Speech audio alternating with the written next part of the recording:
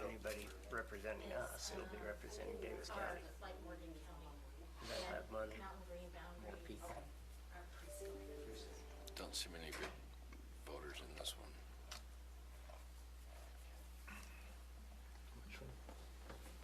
To make the puzzle pieces fit together. That's why I you mean, the just didn't do county straight lines across the county. That would be nice. I like the county stuff's line. okay, but the state kind of messed with the Okay. county this year. Yeah, quite a bit. How come? Just think if the federal got involved, Oh, sheesh. then we'd really have problems. By law, I think by law, it's just the state, House, and Senate, we can. I think we could, the county, but it's not good policy, but I think state law, we cannot for this state Senate, state House. Okay. Well, unless you have further direction, commission to them, I say they submit it on the basis of what they've proposed. We get the state response and see if there's any required adjustments. Issues. Thanks for doing the hard work of identifying where the boundaries ought to be. Yeah, I'm decent at puzzles, but I'm not sure I'd be good at this puzzle, so. Alrighty, thank you. Thank you. That was easy. Yeah, one and done. At least here it was easy. And thank you to the committee that helped her. Yes, thank you. Yeah. Great help. I don't know who So- on the committee was, but thank you. Is that your front row? Is that the committee there? Yes, right here. The three of you? Okay, so yeah, we've No, got there good was more. representation. There was more. State, school district. What? Thank you very much. About 8 minutes ago. If there's that many women involved, why would we argue? Might want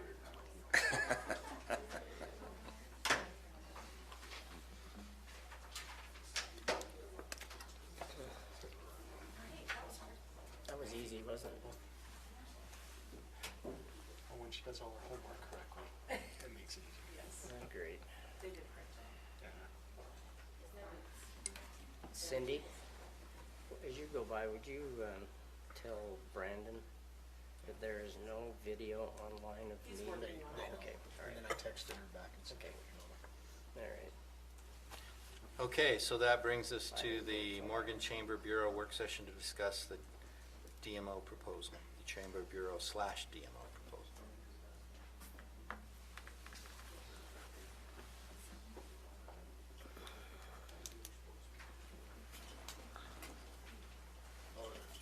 Is this the place? Yes. So, the chamber just asked me to speak on behalf, since I am a chamber board member, so I've been with the city. So, we've been talking as a chamber about the opportunity to become a chamber bureau, which has a really good potential, I think, for the chamber. But we'd like to just get more direction and expectation, I think, from the council and an understanding of how that would interact with the county. So some of our opportunities and challenges, I think, are just how well we're coordinated, right? So the idea is not to duplicate efforts, not have necessarily a DMO doing one thing, a chamber doing something else, or CED board, economic development, kind of all in different areas, competing for similar funds, if it comes down to that, but instead leveraging funds, coordinating efforts the best way possible. And so the chamber, I think in our meetings, we've been open to that. We'd like Ty? to be a chamber bureau. Yes. Before you begin, there's only 2 of us that know what's going on. The other 3 have no clue. So you may want to give them an idea. Wait, do you want to give them an idea? Okay. Yeah. Why don't we start with you instead of us then? Okay. Basically what we did is Mike and I discussed this as a potential opportunity for us to have more of a nonprofit organization for the DMO completely and not be employed by us. By the county. And by the county. And so we asked the chamber to see if they would be willing to do this chamber bureau. And in doing so, they would end up running all the tourism of the county. And so this was where the idea came from, and then we would help with that budget to be able to handle that, that they can go after more private nonprofit grants to help run it. So that way we don't have to come up with all the money to fund it. Is that correct, Mike?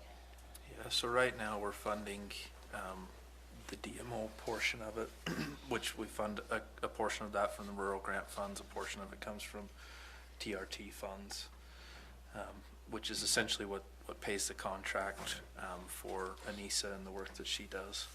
So the discussion that we had was, along with the chamber, was, well, what if we shift those funds to essentially fund the same thing, but have that DMO position run as a chamber bureau rather than a separate entity under the county. So that's what the discussion is about.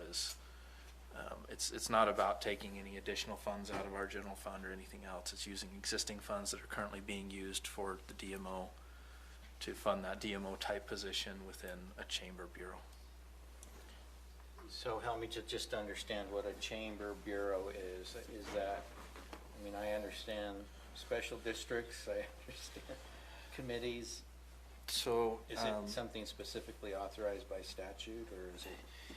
it's not, to my understanding, no.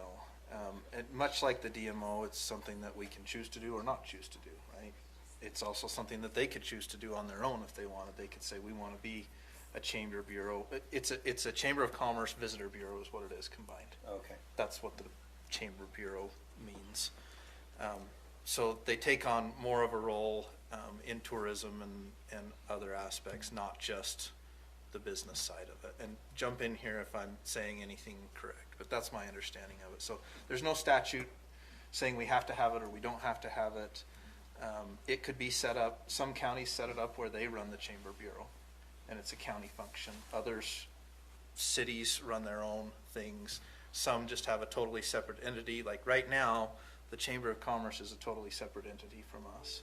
We do provide some funding to them on a yearly basis. The city provides some funding. They collect fees from their membership to help operate that organization. But as Commissioner Fackrell mentioned, well, and I guess you did too, right now we have a Chamber of Commerce that functions as one entity. We have the DMO that we're funding that acts as a separate entity. And what we're talking about is the potential to merge those two. And he said economic development? No. Just Well, on the coordination piece, right? Yeah, So- coordination with economic development. It wouldn't take that responsibility away from the county or be a responsibility that they would necessarily. Now, a chamber does economic development in and of themselves, and a chamber bureau, in my mind, actually does a little more economic development than just a chamber, because the intention is you're bringing people in for tourism, and that in and of itself is a form of economic development. So yes, they go hand in hand, but it wouldn't be the chamber's going to handle the economic development for the county. It would be, they would fulfill much of the same role that they are now.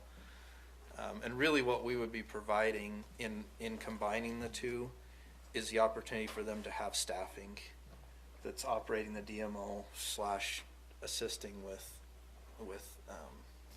the chamber functions.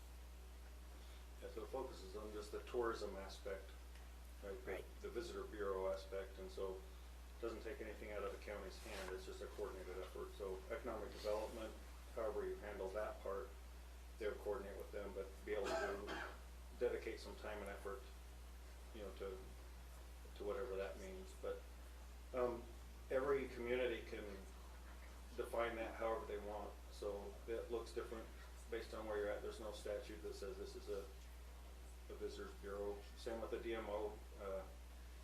You just call yourself, this is, you know, this is a DMO, this is how we do it here, and then it's eligible for all the, you know, specific grant funds. The chamber is an organization that we currently have. They are a nonprofit, so they have nonprofit status and are currently doing a lot of our activities and business support. And they're a committee of, I don't know the exact number, but for the couple of years I've been here, they're running, putting in tons of volunteer hours and really could use a full-time or even part-time, dedicated staff to those activities. So what does that staffing look like, Ty? What do you guys picture that at? I'm sure you've discussed that, right? Yeah, a little bit, but I think it's more depending on the source of funding and the expectations from the county. That's where I kind of started the conversation. I didn't realize that you guys hadn't, kind of all worked as a group, but it could go part-time, it could go contract, or it could go full-time, but right now I think we're leaning towards maybe a couple of, part-time contract just to get more value, more bang for the buck. So someone to focus on tourism, someone to focus on office, the daily, reporting requirements, and the more they do, the more difficult it becomes. You start doing grant money and you have to do grant reports and stuff like that. Right now, they've just been 100% volunteer. The board is 12 people, The board is 12 people, thank you. including the tax.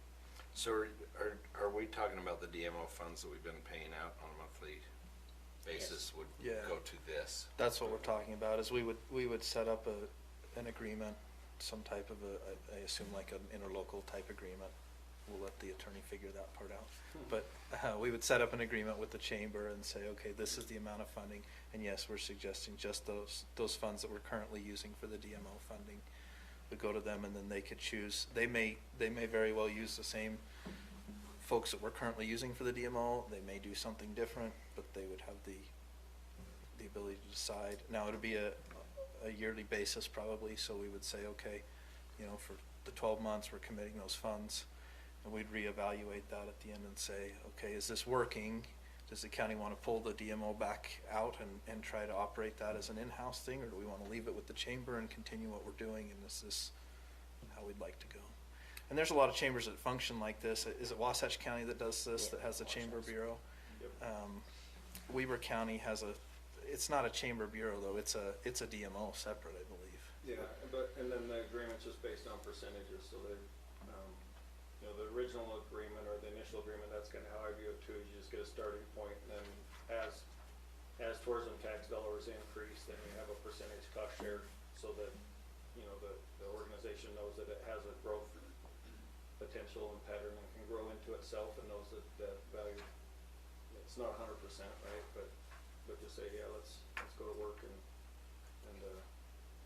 grow into that. So it's more like Visit Ogden is more cost sharing arrangement. But the Which whole is where county- you'd basically say, okay, we're gonna commit X percentage of TRT funding to the chamber bureau. Yeah, That's also their incentive to grow the TRT tax revenue, because they benefit directly from it, just like we would. yeah. So anyway, it's just an opportunity. I think the chamber's interested in that opportunity to leverage resources. If you go down two separate paths, then everybody's always struggling just to get the minimum amount done with very limited funds, and that's the situation we're in Morgan County. We're not talking millions of dollars. We're talking about just getting something started and putting the money to work in the areas where it makes sense. So where the chamber has needs, but also, they have some staffing needs there. They're accomplishing a lot for being 100% volunteer, nobody holding down the fort and keeping records and all the email groups and all the administrative work that goes on. So they're just right at that next step. But for me personally, I think it's a great idea. So if we have an opportunity to work with the county on where you're headed, and like I said, if we knew where you're headed with economic development, I think it would answer more of the question of how to structure that so that there's a coordinated effort, and the chamber can put that expectation in there. If we end up funding a part-time position or do something contract-wise, it just kind of works out a little better that way. So, we've started on job descriptions and potential things that person could do, and right off the bat, the list goes, oh, they could do this, they could do that, they could do that, and then we're in the same position as everybody else. It's like, wait a minute, this potentially is only one person, let's prioritize that. So definitely open to the idea. I think it was a great suggestion from Blaine and Mike. I didn't realize that the full body hadn't had that discussion, but they were saying, hey, what about, you know, if we go this direction, if the chamber would be interested, and just makes a lot of sense. There's still some hesitancy, right, so that if the chamber receives extra dollars or restricted funds from the county, they want to make sure that they're meeting those expectations, and that it doesn't turn into a, hey, wait, what are you doing with our tourism tax dollars? You know, we thought you were going to do all of these other things with that money. So Well, that's what I'm just wondering, what the inputs are from the county side. So you've got your Economic Development Board, which is separate from the chamber. We presently have a direct contract with the DMO. So if we move in this direction, then you'd still have the Economic Development Board. This person would be part of that board. Like, right now, I'm the voting member on the Economic Development Board because I'm the chamber president. This person would, I don't know if they become the voting person, but that person would be May our represent liaison, I them. guess. Yeah, be accountable to work with, that would be part of the job description. They have to work with the CED board. They have to, you know, work with the city, work with the county. It's our one person that represents it's all actually of paid those to- places. The Yeah. CED board is required by the state in order for us to qualify for the grant funding. So that has to So happen. that has to continue the way it is, and really its function at its core is to oversee that grant, make suggestions as to how we would spend that grant, ensure that the grant is applied for and received, and that we're doing what we told the state we would do. In terms of funding, maybe to answer your question, right now, we use a portion of that grant funding to pay for our economic development contract, and we use a portion to pay for our DMO contract. Our intention would be to continue that, but rather than it just being a DMO, that funding would go through the chamber to fund the chamber bureau, fulfilling the same duties, and then some, hopefully, for the chamber as well. And then the other source of funding, which we will also use for the DMO, whether the DMO is part of the chamber bureau or not, is TRT funding. That's a restricted fund, but it can be used specifically, I mean, the whole intent of it is tourism dollars, so it can be used for either DMO or a chamber bureau. Yeah, And the I'm TCAT trying board.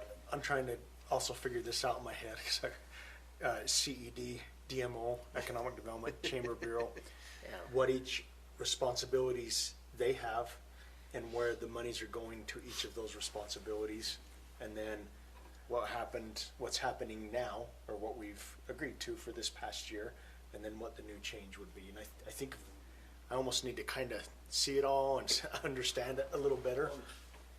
So I think that the chamber shares that same thing, like the chamber would love to have a person represent the chamber, work with the CD on strategies and applications for grants, work with the TTAB board because they also are a recommending body, work with however the county decides to do economic development, right? And then know what the expectations are of the chamber. So there's multiple things happening all at once, but it needs to be coordinated, and I think it all hinges basically on the county's economic development person, or however that works. Because when you say economic development, it includes all of it.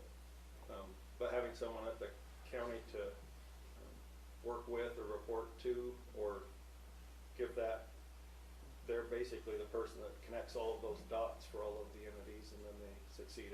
If not, everyone starts down their efforts, they start marching down their own path, and then they're all asking for the same, more of the same thoughts of Right. money. And that's a concern that I have, Instead of is amplifying it. that's a concern I have, is we have an economic development director currently, and we have for an entire year. So to have that person in that position, and then come in and say, hey, we've got these different thoughts or avenues, or, I mean, we do have that person who should be funneling all this stuff through, and so yeah, that's definitely a concern for me of how that's operating, how that's working, if it's working or not, and so. But it's all more than one person can handle too, right? So it's a resource for that one point of contact to say, yeah, you know, tourism's happening over here, the chamber, the business stuff's happening here, the T-Tab board, and like it's. Oh yeah, I forgot about T-Tab. Yeah. And to it's be all clear, ex- this well, discussion is not decision Yeah. making. There's no intention of making any decisions about any of this right now. Yeah. The whole point is just to discuss it and say, where do we go from here? And we started some of that discussion with the chamber and saying, look, is this even something you'd be interested in? If we went that route, you know, do you have any interest in this? Because if not, we're not gonna go down that trail. If there is interest, okay, let's talk about what that might look like, and that's what we still need to do. That hasn't taken place fully. This is still very much in its infant stages, and would take some discussion as to what does it look like long-term, and then what does an agreement look like long-term between the county and the chamber, and, you know, there's a lot of variables that could happen, but You know, that was the how- purpose, is getting these questions like, okay, well, how does this tie in, and how does that tie in, so. So to have, and the thought to have the rural grant dollars come to us starting, what was it, a year and a half ago or 2 years ago? And to have I mean, you can name the individuals who are here who have been passionate for years about this. The last thing I want to do is make a decision that puts out any kind of flame or excitement and I believe we're all on board. I mean, for that reason, we hired an economic development director because we know the importance of moving economic development forward. So, yeah, I definitely, I can't remember the words Ty used, and in my head I thought, well, our intent is to move forward. I mean, you know, we all want to move forward, but I'm agreeing with you, Commissioner Newton. How is that, and how does Well, that that's look? kind of what the decision, I think, in our mind, what the decision is tonight. Do we do this or not? I guess, are you interested in this? You know, when we were approached with it, it was, hey, this is something that could work. Again, it will work in conjunction with the economic development. It doesn't replace economic development, it is more the DMO side of it. But I think the only decision tonight is it an interest that we have that you guys want? Do you guys want to pursue it? Does the chamber want to pursue it? And if so, how do we all get, excuse me, if everyone says, yes, this is something that we want to look into, again, not yes or no, just look into, how do we do that moving forward? What do you want from us? What do we need from you? How do we all build the proposal, I guess, is kind of where. And that, again, back to the thoughts I had, I've added T-Tab, the CED, DMO, Economic Development, Chamber, Bureau now, and T-Tab. What do each of those, and it would be, I guess, a Chamber of Commerce to a degree, but what do each of those, how do they operate, and what are they responsible for and why, and then what this change would do. I think if we could just kind of see those two things and see the benefits, I think that'd be extremely helpful. Because right now, I don't mean to say I'm lost. I do understand some of this stuff, but I agree that the understanding is important. I think that fundamentally, most of the direction and outputs will remain the same. We have economic development pursuant to a contract with Easement Solutions. You have the CED board, which we have members of the commission that participate in, same for T-Tab. And then we have a separate agreement for DMO. So that's where we're going to be looking at combining an effort, where the tourism board, what do we call this? Not the T-Tab. The Morgan Chamber Bureau would then undertake that responsibility. So that's the only area where I see we would need to make sure we understood, since we're helping fund that, what our inputs are into it, because we don't have participation by the commission per se on the chamber currently. Correct. We just help fund, and we would be advancing funding, and then we are, to a certain degree, losing control of the DMO side because it's no longer a contractual issue. Now, there may be, as we look at that, if we decide to move forward in this direction, additional coordination among those that we would want to try to you know, facilitate in order to provide for a better overall economic development, tourism, and chamber approach. But for right now, that's the only thing that would be changing fundamentally to me is the relationship between the county and the DMO, as opposed to it being direct and contractual. It would be indirect through the Chamber Bureau. Does that make sense? Yeah, instead of having a contract with a contractor for the DMO, we would essentially have a contract with the chamber, and they would take on those tourism functions. And I think the benefit to the chamber of that, in doing that, is that it provides them with some staffing to help with other activities that they do in addition to tourism. Right. It kind So of that's pulls those why, two together. that's why there is interest from them, is because there is a benefit for them in that regard. And honestly, my perspective is we lack the time and resources, Commissioner Fackrell and I, to really oversee the DMO like I think it ought to be overseen. I think the chamber would do a better job at that, frankly, because they're in the community, they know what's going on in the businesses, they got a board of 12 members instead of 2 of us trying to keep up with what's going on there. I would rather we focus our efforts on the economic development piece of it and let them run with the tourism piece. So that's kind of why we even started talking this way, is okay, we've got an issue here where we don't have the time and resources to really spend the time that we need to giving direction to the DMO. Well, and if that results in a more efficient use of the DMO dollars that we're spending, then that makes absolute sense, and that's the direction that we ought to go. And that was our thought was maybe this makes better use of those dollars, because there are a lot of efforts. I mean, the activities that the chamber puts on, they're really tourism related activities. You know, they're intended to bring people into town, hopefully to spend some money, right, and then go home. And then And so, I don't mean it to sound like that. but After having incredible but they are pleasing tourism state. related, and so you know they're already doing some of those things. They've already got the backbone of that. We're already doing some things on our end, tourism related. So that's the idea. Can we merge these, and does it make sense to merge them? And you know, and then how does that look? And there again, there's a lot to figure out as to how does it look. But the initial discussion is simply, does it make sense to even pursue this and see how it would look moving forward? So let's assume the answer to that question is yes.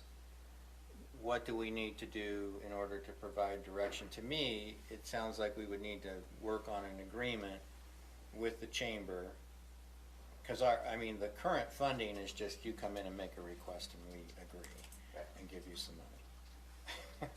But if we're going to increase that amount and have this input, I do think it's important to have input at least through contract as to what's going on and how those funds are being utilized. And if you guys bring other funds and, you know, either from contribution or grant, great. You know, that's leveraging funding that we're providing to do more, and that's all great. So it seems to me we'd need to work on the structure of what that agreement would be, whether we do that with an MOU or a letter of intent or the actual agreement, you know, using some kind of interlocal form to start and just start outlining what those obligations, responsibilities are of the parties and how the arrangement works. Then I'm completely open to the idea if you think it'll be a more effective, result in a more effective use of the funding, because that's the only thing I worry about. I mean, I think we need to be spending the funds on economic development and developing tourism and utilizing those funds. I just want them to be used efficiently. I just don't like spending the money and then saying, well, where's the result? Well, it's all out there in the ether. And it's like, well. Yeah, and there's no more, in my opinion, no more efficient use of funds than with the chamber.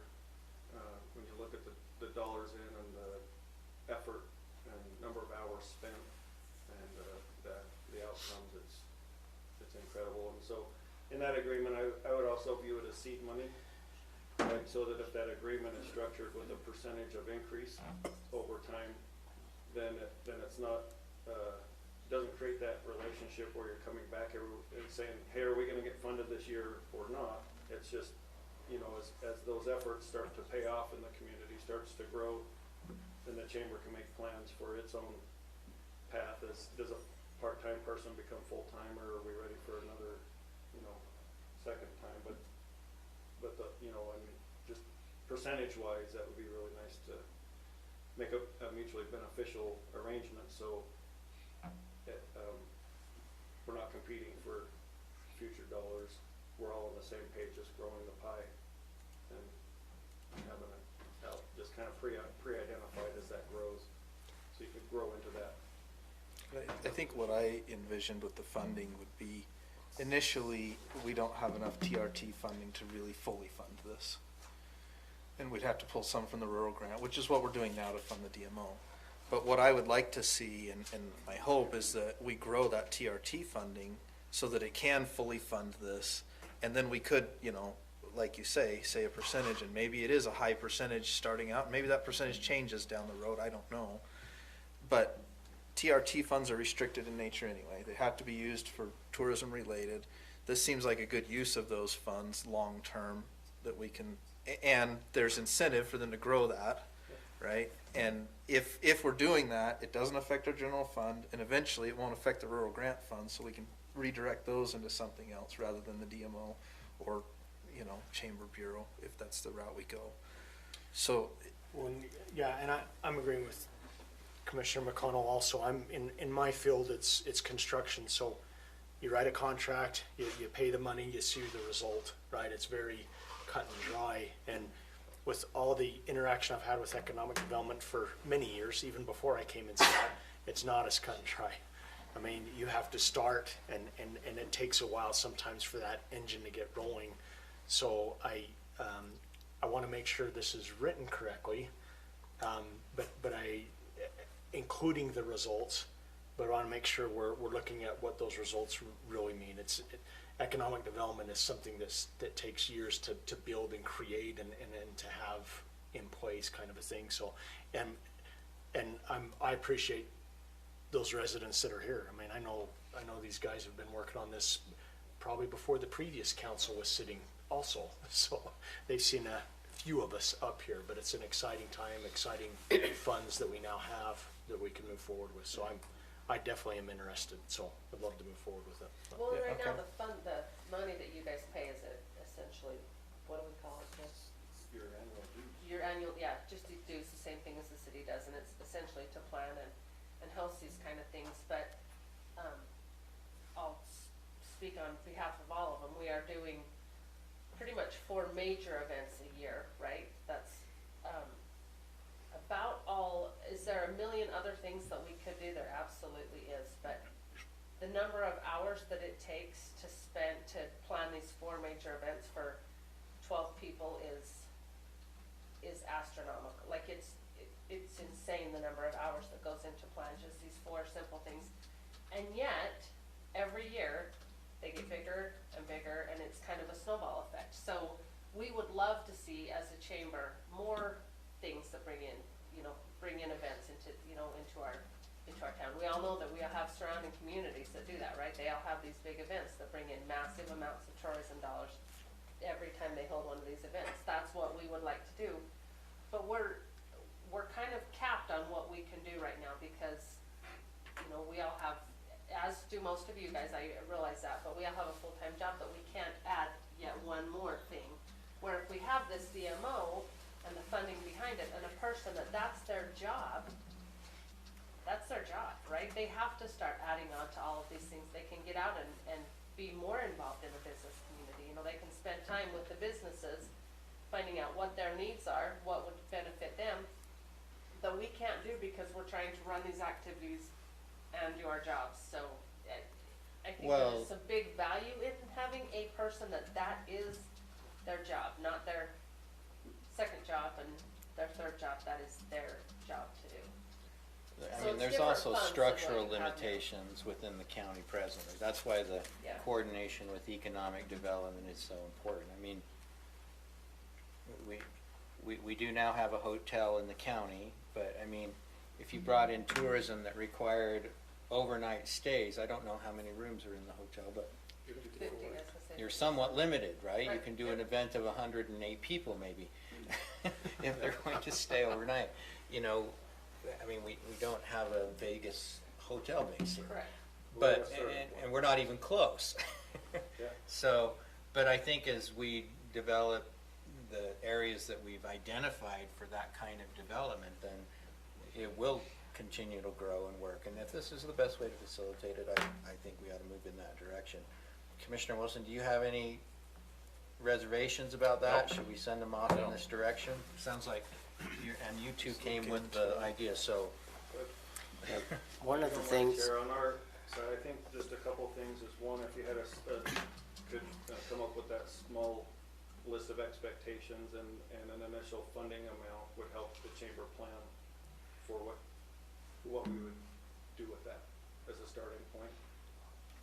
okay, Does Mike that and make I sense? can Just work so on Yeah, that. we can work on that. I mean, initially, my thoughts are the same things that we currently are doing with the DMO. The same responsibilities and the same funding would be the initial starting point at least. And then, And even if you have a contract that currently or something spelled out that the chamber Something could to look certainly at, go yeah. over, Yeah, yeah. you know, we just start. And that we can communication. share that with you so you Yeah. can start thinking about it. Because you may have some ideas of responsibilities you'd like to add to that we haven't even thought of, to be Yeah. honest.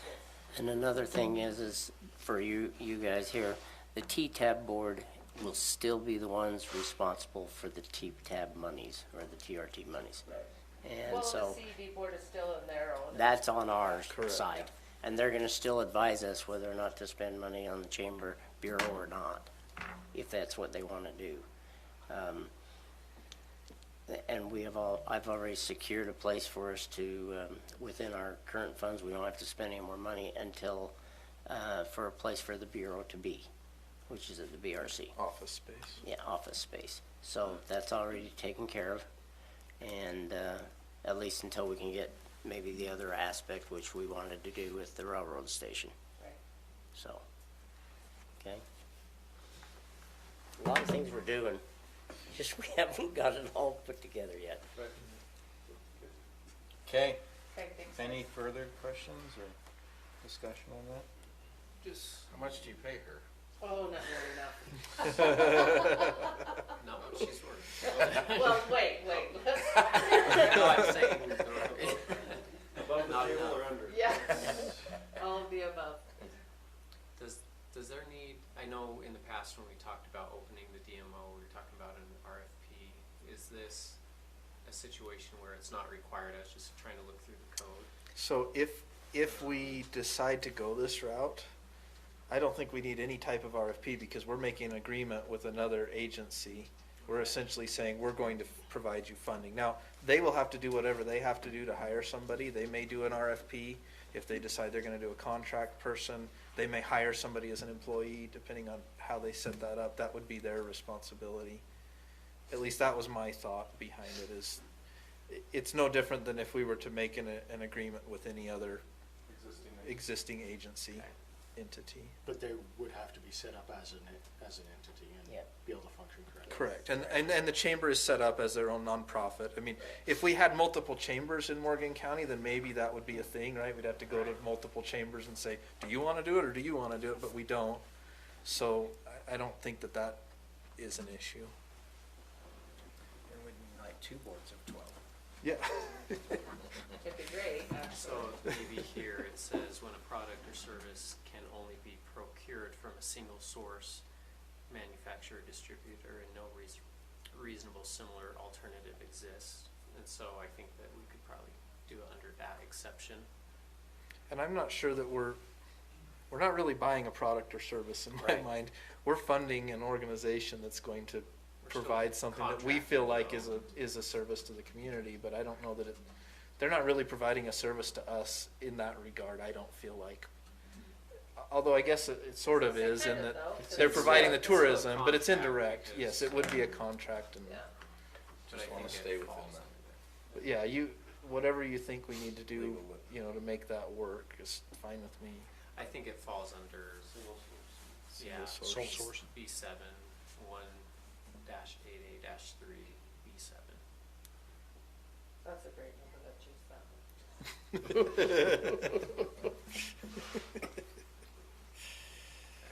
Okay, Okay, thank you. Thank you. thank you.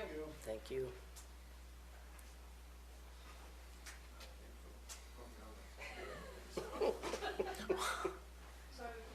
You don't want to stay? This is going to be riveting. I'm sure of it.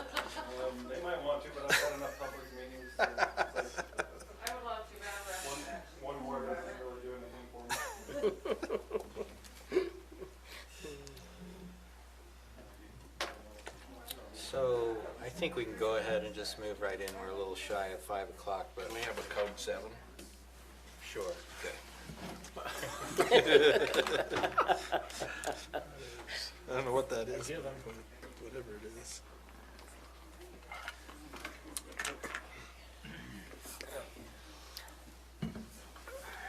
Yeah, we'll work on that then. Now our only question is, what do we do for the next month until we decide on Manisa? She's the possible candidate, right?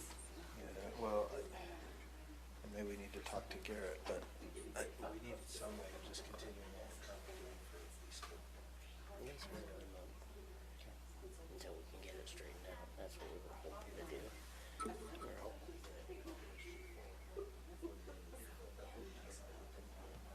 okay.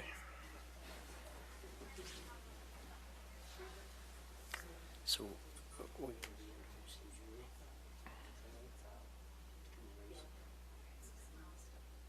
Oh, no, well, I think we can just let her attend tonight. But that's Julie Reese, she's the new administrative assistant. Perfect. She'll start January. January 3rd. Thank you. Mike, before you leave tonight, it's yours in there. Oh, what's in there? It's gotta go in the freezer unless you plan on eating it right away. Is it ice cream? You'll have to wait and see. Well, now you got me hungry, Blaine. Well, I wanna eat it I right just hope now. you don't ruin it.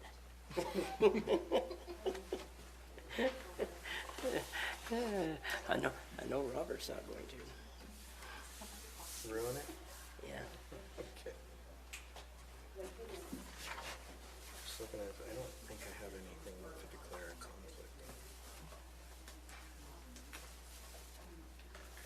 You need to declare conflict on, is that what you said? Yeah. Does that feel weird? Seems like I have a conflict about every other meeting, so. Maybe I should run and do that too. I should have. Oh, now you go. He's walking. Yeah, I'm walking. Before you go tonight, you gotta get the basket for the, Okay, thank you. and don't put it in your tree. Put it in the freezer.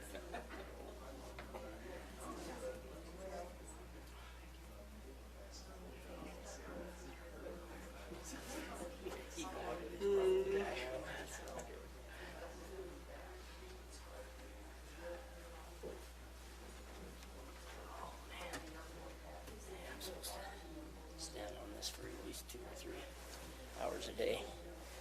Still not healed. Still not healed. So, do you have some kind of brace on it? Yeah, I've got a insertion inside. It's orthotics. Hard, rigid orthotics. By next week, I'll be up to 8 hours. That's what they say. Well, I hope that continues to do it for you. Me too. Let's see, Commissioner Wilson, can you do the prayer? I think that's where we are. Let me ask you a question. Jan Ferris was always a little hesitant about opening up prayer to other members of the public. And I don't know if they had some interesting experiences as a result of doing that or what happened. I did have someone contact me that wanted to be put on. Oh, really? You guys have a concern about You that? wanted to what? Offer the invocation. Yeah, so. I don't mind, but you can. Well, I'm gonna mention Weaver County. Every time I mention Weaver County, Blaine, Yeah, I do. they Is this actually Morgan started County? talking to other, we don't have I don't think the ability to choose a lot in the county. And in Weaver County, they chose a lot of different denominations and just had a lot of different people come in to pray, and it was actually pretty cool, I thought. Okay. Like I said, Jan Ferris was a little hesitant about that, but I've had some people one person contact me about wanting to do the prayer in the county commission. So I'll go ahead and schedule them unless you guys have. Hey, The schedule Hindu leader guy. twice a month, if you can schedule twice a month if you wanna do it. Okay. Yep. I'm fine with it. All right, we will welcome you to our December 21st, 2021 meeting of the Morgan County Commission. All members of the commission are present. You're not all president, but you are all present, so I appreciate that. We will begin with an invocation and/or moment of reflection and the Pledge of Allegiance, which Commissioner Wilson will do for us.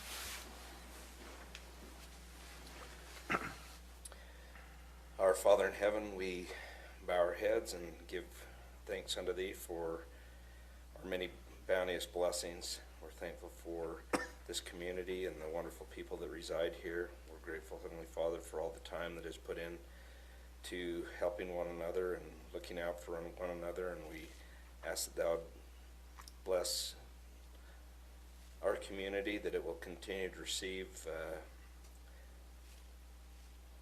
the moisture that it needs for this upcoming year. We pray that Thy blessings will be upon us during this Christmas season. Grateful for our Savior Jesus Christ and what this means to us and His life and birth and mission. We're grateful, Heavenly Father, for the meeting tonight. We ask Thee to bless us that we can get through the things that we need to and discuss in harmony, and we pray that we can make decisions that will be beneficial to our community and those individuals who reside here. And we say these things humbly in our Savior's name, Jesus Christ. Amen. Amen.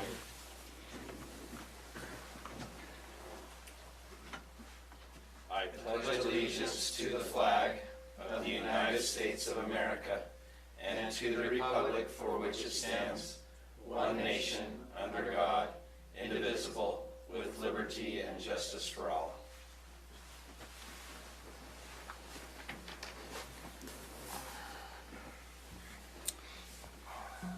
Okay, thanks to those members of the community who have joined us tonight. We appreciate you being here. Our first item are consent items. There's the approval of the December 7th, 2021 meeting minutes, approval of additional Board of Equalization adjustment, and ratification of the 2022 pay grade step program and associated job titles and pay ranges based on the adoption of the 2022 budget during the December 7th commission meeting. I had just a couple of comments on the, I had one also. go ahead with yours. I don't know if it's important or not. I was present but not here. I was electronically here, if that matters. I don't have that. Okay. Sorry. I know one of the comments that I wanted to make was that we reversed the order. I know you did it in the agenda order, but what it shows is Wasatch Peak's agenda item coming on before the hearing on the taxation. Okay. And I think we just need to reverse those, because you put in there that I left following the public hearing on the budget, which is accurate, but then you had the hearing on and I wasn't here to vote on Wasatch Peaks, but Okay. I would have been happy to have voted on it, but I was not here.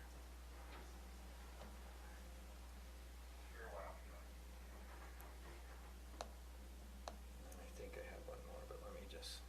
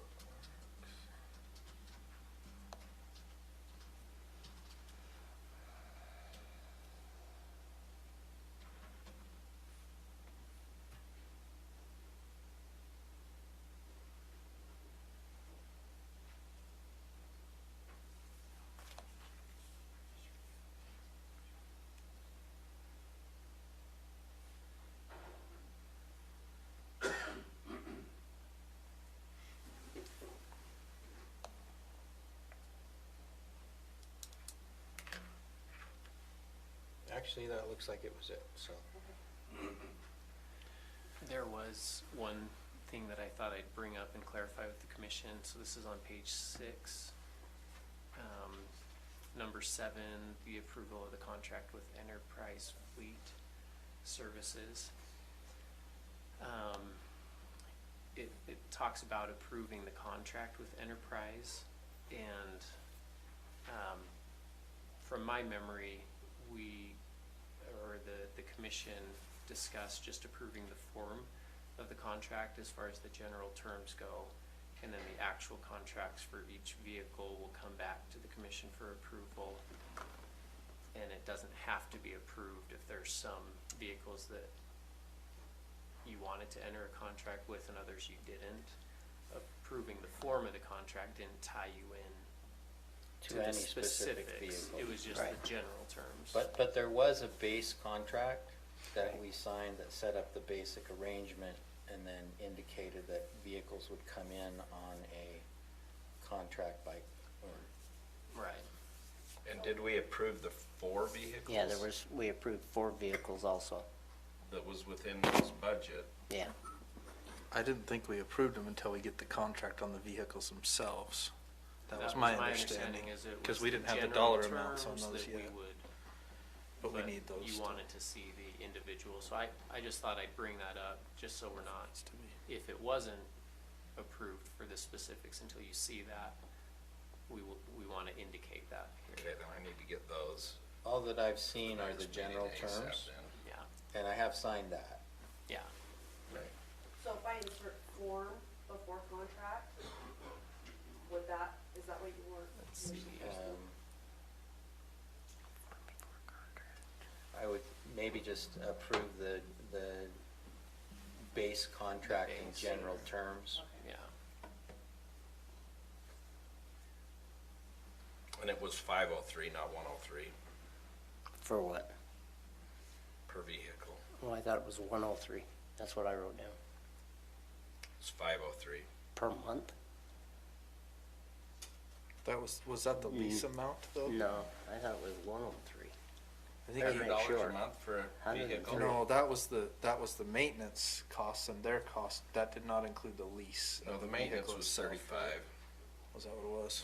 per vehicle, and then the 503 was included in it. So it should say 503 per month instead of 103. Correct. At that point, I'm Yeah, I not wish you sure could it's get worth a it. truck for 103 a month. Yeah, that'd be real good. And that's for the maintenance and oil changes, right?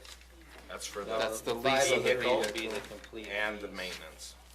Okay, So that, everything's right with the 503 on there. okay. And then, I don't know if it matters, I mean, if spelling matters or not, does it, Robert? Yeah, Yeah, if if we you can found fix it. it, let's fix it. Commissioner Anderson moved to approve, What page are you on? that's page 7, or at page 7. At the, Moved, okay, I see it. okay, Thank you. and then page 8 at the top, I don't think it was 3,075,000 and 000, I think that needs to be changed to 375,000. Okay. And 2022 is what that, instead of year 200 or whatever, in 200. Be nice if it was the year Okay. 200. Things were different then. Wouldn't have cost that much. That's all I had. Thank you.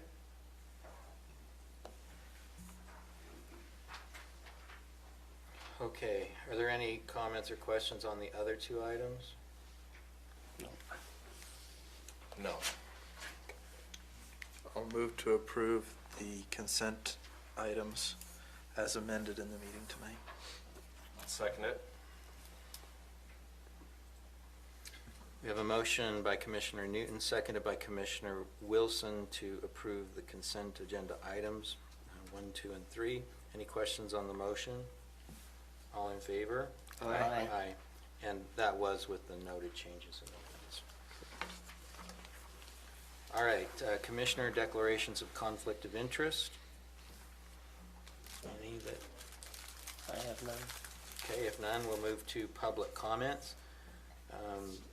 This is an invitation for those members of the community who have joined us tonight that wish to speak to the commission as to items particularly with respect to which there's no public hearing scheduled or any other item that they wish to bring before the commission.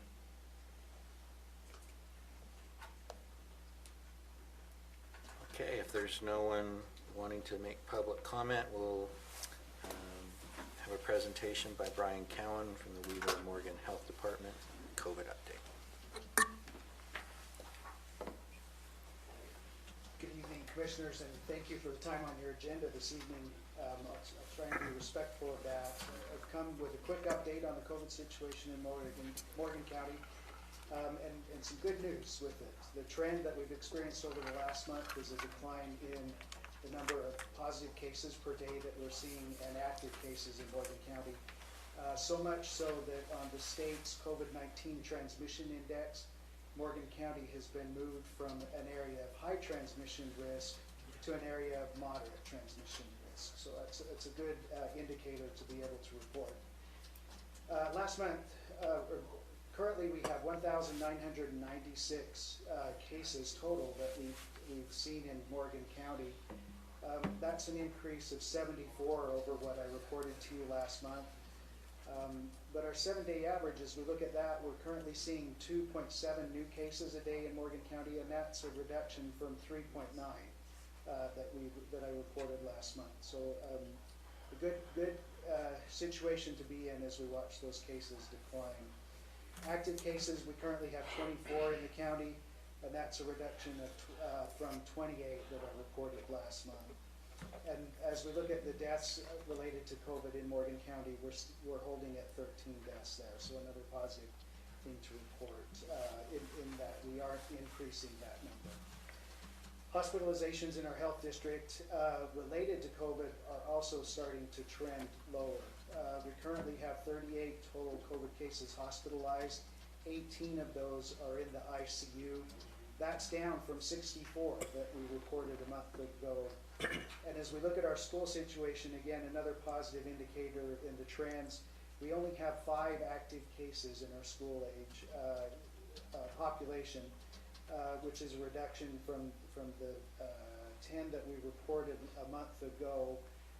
And also a positive thing to report on that is with the Morgan School District, we've not had any of our schools have to go into the test to stay protocol that the legislature adopted. So we've been able, working with our staff and the school district staff, to manage those cases in the schools and keep the schools open through the school year. So that's my COVID report today. The only other report information I want to bring to you from the health department to update you on is the construction of our office space in the basement of the Morgan City building. That will be shared space with Weaver Human Services, and we're working on that together. It's on track. And we now have a completion date where we feel like we'll be able to occupy that space by the 1st of June of 2022. So we're making progress on that as well.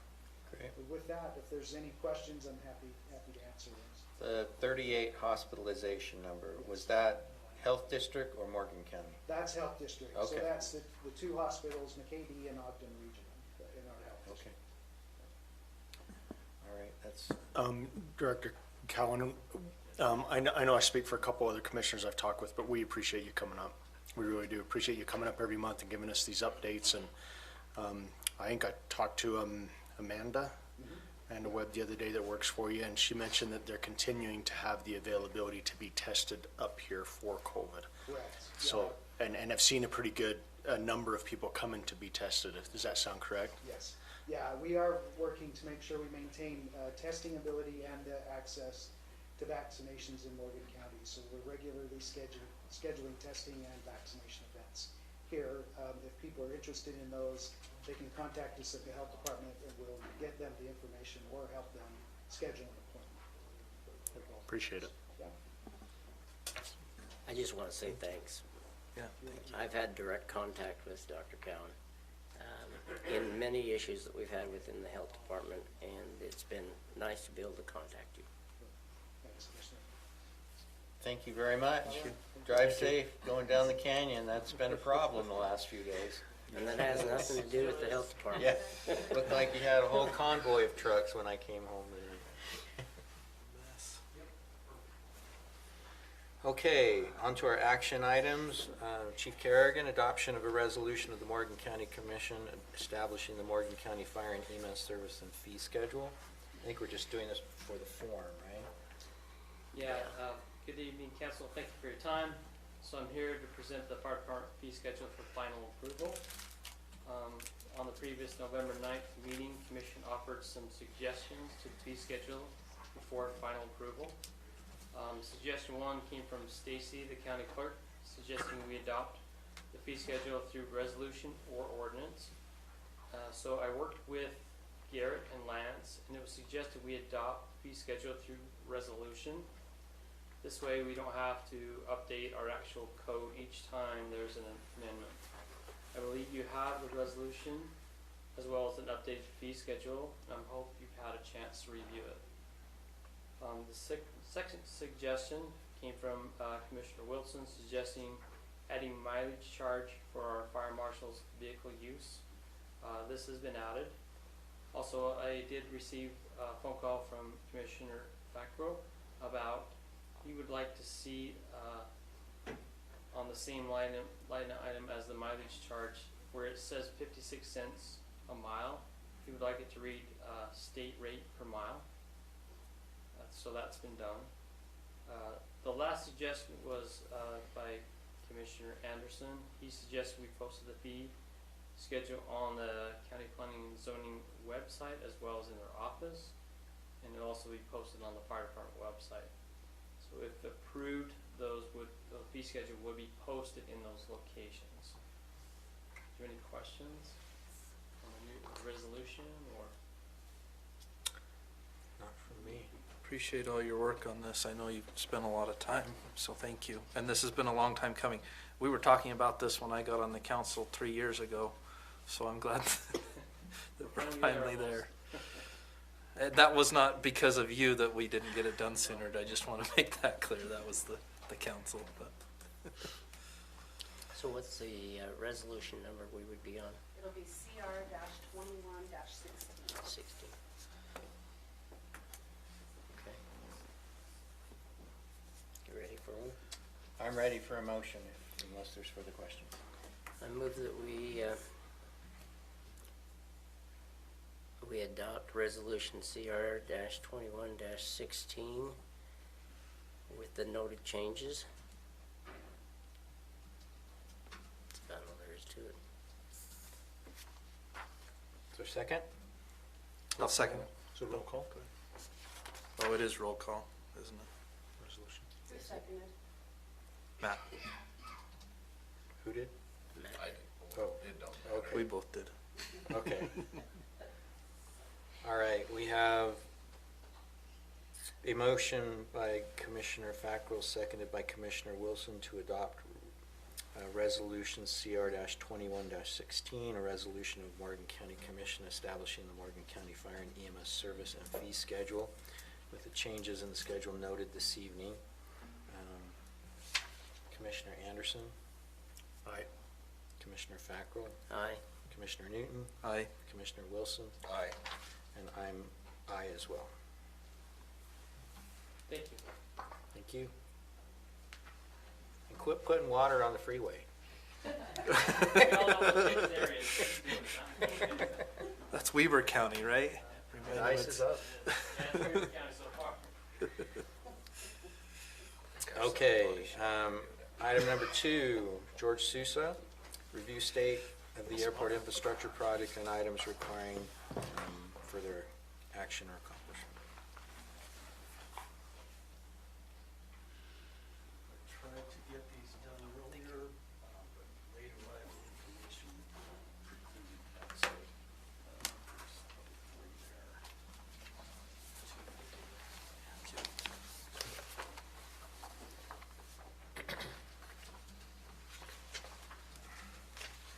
Let's send one down to I'm George Souza, Airport Advisory Board Chairman and full-time project manager for this infrastructure project that we're trying to get done.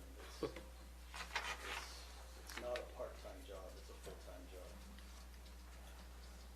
So, thanks Garrett for getting the lease done. Wasatch Civil, about 5 o'clock last night, hit me with some new information, and they really hadn't gotten anything to me until yesterday morning when I saw the plat for the first time, and then the additional costs. And you can see, you can read on my notes there, $35,000. That's broken out from, oh, and they didn't do change orders. They didn't initially do change orders. They have now. They've got those done earlier today. There's $19,200 for laterals and road base that were missing from the original bid. Even though they knew to have the GG row in there, they did not do it. And then $16,000 for project management. Told me about for the first time yesterday, $35,000 more. So the plat. So that's for them, for Wasatch Civil? That's for them going forward. I think they have probably a pending bill that they have not given us of around $3,000 for what they have done in the interim between finishing the bid process and now. That's what Matt had mentioned a couple of weeks ago. I asked him to submit that, and he has not done so yet. But they may be having second thoughts about that in realizing that the bid process mistake was their fault. I'm not sure. So the big issue was that GG row was not shown on the plat. And so the laterals weren't shown, the grading wasn't shown, the extra base course wasn't shown. They didn't even have half of the base course that was required between the EE and the FF rows. And when I asked them about it yesterday, I didn't have an explanation for why it wasn't there. Thought maybe it was a phase 1, phase 2 delineation issue. Didn't really have the answer to that. I looked back through my emails to see if this was my fault, and I have emails on April 29th, May 6th, and the most confirming one is on August 11th, after they put out their first bid book. And I looked at it, and Joe was on vacation, but my email, and that's included in the package there, on the second page, the third page. I said, our current plan is to have a GG row of hangars, which you don't yet depict on your layout at the end of the bid book. And I also mentioned the PUE and a few other things. We've had verbal discussions. We've always included GG row, except for maybe a year ago this time. They put out their August 17th revised bid book. It did not have GG, it did not have the laterals, did not have the road base in the bid process. And like I mentioned about EE to FF, only half of that was covered. I sent copies of that to 3 other individuals in this room, so I was not the only one that got to see it. I may have noticed the plat error at that time, but I didn't know that the quantities would be wrong. And, I mean, how many times do I have to tell them, there is a GG row, and they just never got it. So it was never included. And, you know, there's a little bit of discontinuity between Matt managing the project and then John Beauregard, or however you pronounce his last name. That might be part of the explanation for it. Buster, when he had his 9-line proposed layout on September 8th, that included our GG row of hangars. When I was filling out the application for the Mountain Green Sewer Improvement District, there was an alternative way of paying for things that included counting up laterals. And I noticed that, and I go to count the laterals, and I don't see 15 laterals for 15 hangars. And it's not clear what the laterals are delineated as in the line item on the bid tally sheet, but I was able to confirm with John what they actually were. And they actually only had 12 in there, where they were supposed to have 15. So that's how I identified this mistake. And I've been working it ever since then, pushing a rope, not getting any results until yesterday is when they told me it's gonna cost this much extra, and here's the plat, and here's the PUE. They basically caught up in one day, but they dumped an awful lot of bad information on me. Had they been shown correctly in the August bid book when it went out, that would have been bid correctly, and there would be no new charges that we didn't know about. They also would have had to tell me about their project management fee. They didn't do that. So, there's some spreadsheets in there for you to look at. I mean, you can look at my emails. I did as much as I could to keep them aware of the GG Rose existence. The first spreadsheet is the previous one, and this is what your approvals was based off of a month ago. So the one that shows the difference of 10,507.19 in parentheses, that was a surplus. It's not a surplus anymore, but that was the one that we made the approvals based on. The next one, I input the new information, and that is also confirmed on the change order that John got to me today. So the Wasatch Civil, well, the bid result is now at $354,674.25. And I show how that will affect the cost, and I added in the Wasatch Civil project management fee. I adjusted the Mountain Green Sewer Improvement District fee because that goes down with an alternate method of computing the cost. And that leaves us at a difference of $19,821. And that is, in this case, I'm sorry, this is confusing. In this case, that is not a surplus, that's a debt. That's money that we are not covering, costs that we are not covering with the income from the lessees. The last spreadsheet is me zeroing things out and showing what it will cost each of the hangar owners to make the difference zero. So all the costs that we know of now, but keep changing, are covered with the lease fees. So $26,760 for the DD and EE hangars, $32,750 for the FF and G hangars. So an increase of anywhere from $1,000 to $2,000. And that's just to break even, and John recommends that we have a contingency, or we allow for the possibility of going 10% over budget. So if we're gonna go back to the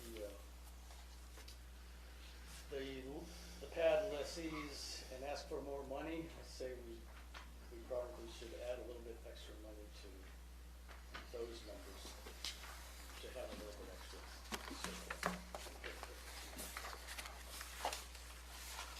If we enter into an agreement, what are we concerned about going over on?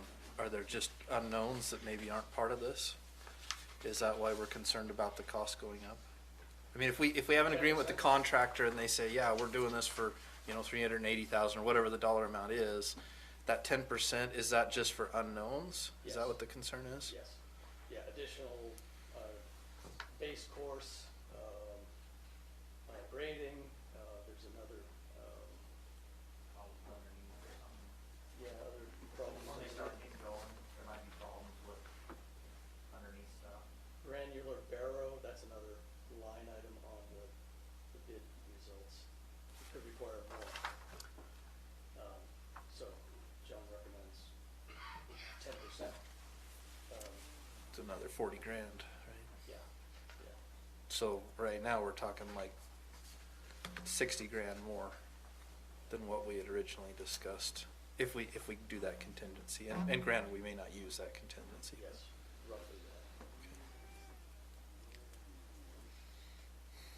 that. Is there any legal recourse? Wasatch Civil? Well, we'd have to evaluate that based upon the agreement with Wasatch Civil, and I don't know the details of that agreement well enough to answer the question. I do have a question, Lance. I don't know if you'll be able to answer it. This kind of civil work that gets done and accomplished, does Wasatch Civil do all of the inspections, or do you do that through your department? I know you would coordinate it in the normal subdivision context, but. They do the inspections each week. And is that part of the project management, I believe so. the yeah. inspections? I'm pretty sure he says that, yes. Outside the normal development box is kind of a separate document. Right. So of the 19, 16 of that is Wasatch Civil's management fee. I don't, and Can we get a price from someone else? It seems really got high. three well, different we've prices. we've already utilized them for purposes of preparing the bid documents and all of that. So the answer is yes, you could, but I'm not sure that we would want to do that. But I do think we need to explore with them what's included in the $16,000 fee and the reasonableness of that fee. You mentioned that as part of the 19, that's separate. Yeah, so on your spreadsheet that shows us going over by the 19,821, Yes. you have the project management fee of 16,000 up there, so that's included in that number, right? It's included. The 19,821.32 includes the $16,000 additional amount that you added for Wasatch Civil. I don't think so, unless I'm misunderstanding it. Yeah, Yeah, it it should. should, because the total cost, that 418, Yeah, that includes the 16 versus the 385 on the previous sheet. Yeah, so what you did is the 19.2, Yes, so- the 19.2 is added to the contractor's price, Yes, and then the 16,000 is added as a red line item as the correct. new price that would be added to this also.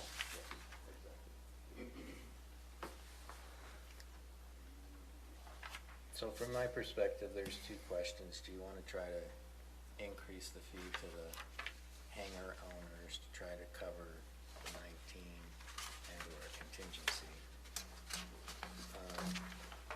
And then two, do we want to do anything in terms of negotiating with Wasatch Civil on this amount?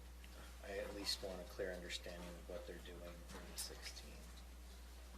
It may be an entirely fair amount to charge. Should it have been included in the original bid? Yes, I think that this is late notice of that. And then I don't know that we would want to charge, I wouldn't be inclined to charge the hangar owners additional. I mean, we've already given them an amount, correct? I'm told that some But- of them would pay it. And I don't know how much.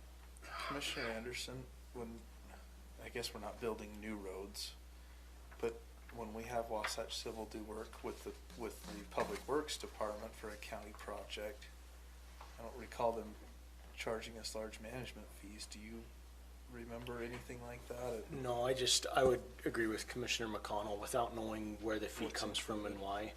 I mean, I've actually experienced where projects are ran with a contractor with no management. Sometimes they turn out good and sometimes they don't. The reason you have project management is to check the different things that the contractor's supposed to be doing, whether it's compactions or densities, or as they're installing the infrastructure, making sure they're doing that correctly. So, but there's not a full guarantee with that either. But that's a standard practice is project management to oversee the contractor, if you want to say it that way, and how they're operating. and That'd be also, helpful to. I have a question here. You've got Wasatch Civil fee to continue, you've got 3,000, then another 16,000 to do the management fee. That's the difference. Why? So the 3 is the extra invoice that he was talking about, which was right. No, that's not even on here. So Okay. the 3 was what they said they would charge us to take us through the bid process and selection of a contractor. And that was the only fee that I knew about until Matt told me a couple of weeks ago probably another 3,000. And then yesterday, he told me it was 16,000. What was the, probably another 3,000? For them having to correct what they never had right in August. So adding the GG row and the laterals and the base course and the PUE, which they knew about before August. So you get a charge for your screw-ups now? You know, I feel That's worse than ridiculous. you do about this. Can we get, like you say, can we get a different one? I mean, Well, it's probably Have worth we paid at them least for sitting the- down with them and having that conversation. Yeah, as to- I think we sit down with I them mean, and have Jared, a conversation. Jared'd be great to do that along with Garrett. Yeah, you know, and Georgia did a good job. I mean, as far as understanding the communication, what was communicated, what wasn't communicated. I think it's one thing to design sewer backwards where it won't flow correctly and the costs associated with that design versus saying we didn't understand completely, even though you had the backup documentation. Once we add this, this is the extra cost. So I definitely would lean on Garrett, but I'd be more than willing to help. So would you like me to set something up with Wasatch Civil, a meeting? And who would you like at it, if you'd like me to do that? So if you're willing, I would say yes, let's get it set up. Okay. And I think Commissioner Anderson and Garrett would be good. I don't know if you can look at our baseline agreement with them. I know we just approved them, like within a 8 month months or two. ago. But I'm not that was for engineering services for development review. This work is a separate item. It's not part of that contract. But they do act as the county engineer. That's That is right. true. Yeah. And we had some specific proposals from them on this. Garrett can look at those too. Do you have those that you could send me? I'm not sure of what we're talking about. Well, I remember at the beginning, you came to the commission to ask us to approve funding for them to do the initial design work. So it's just whatever documentation was done in Oh, connection with that that. was very basic, yes. I can- Yeah, no, it won't take you long to read it.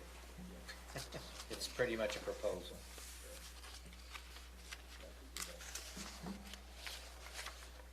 And if the work's unrelated to the work that we have the base contract for, then that's fine. It is something, though, I think we ought to consider the next time we evaluate our county engineer when we do have projects. I mean, in a county that has an on-staff engineer, this wouldn't be an issue because you wouldn't have to pay them a fee to manage the project. Just one of our in-house people would do that. Now, I understand on a contract basis that that's justified perhaps, but I think it's something we ought to think about next time we evaluate an agreement. If we do have pending projects that we know are going to be done, how do we include that in some of that? Or maybe we just get our own. Jared would do it for third cost.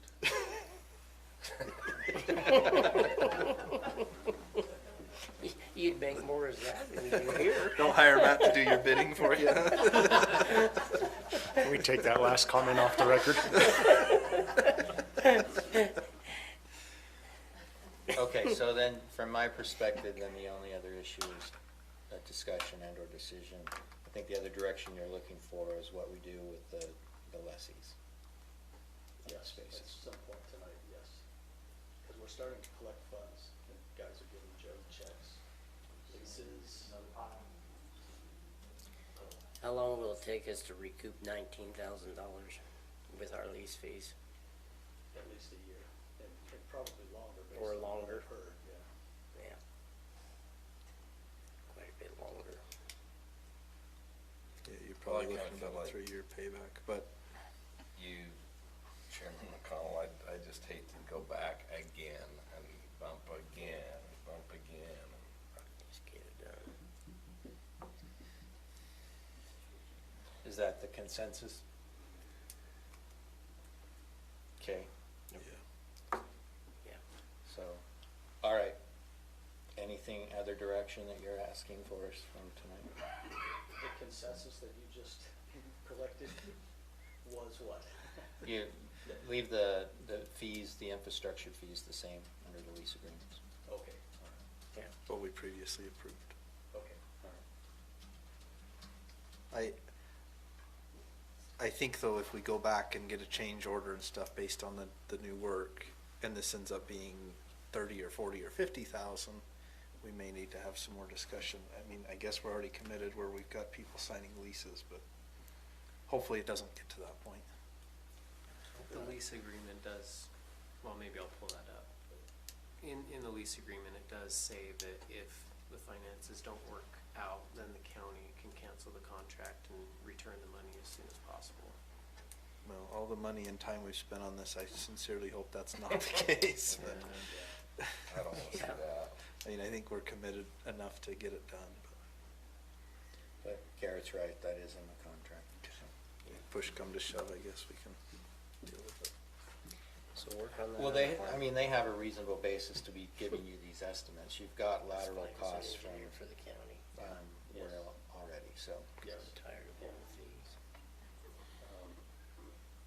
Okay, shall I move on to the next issue on here? Yeah. Okay, the leases were finalized, I thought they looked great. The infrastructure fee requests were emailed out on December 16th. First responses have begun. I've notified Zach and Stacy and Leslie, I think you may have gotten an email from me, that the funds are coming in and the leases as well, so hang on to those and know that's for the airport. Question on the funds. Are those being paid directly to the county treasurer? The checks are being made out to the airport, Morgan County Airport. For the address to send them to, I indicated the treasurer. They probably should not be made out to the airport. They should be made out to Morgan County and paid directly to the treasurer's office. Yeah. So And The they can Morgan put County for- Airport is not a legal entity. Yeah. Just We put it did for that. the Morgan Airport. So that they were identified with the airport. That was the logic behind that. So.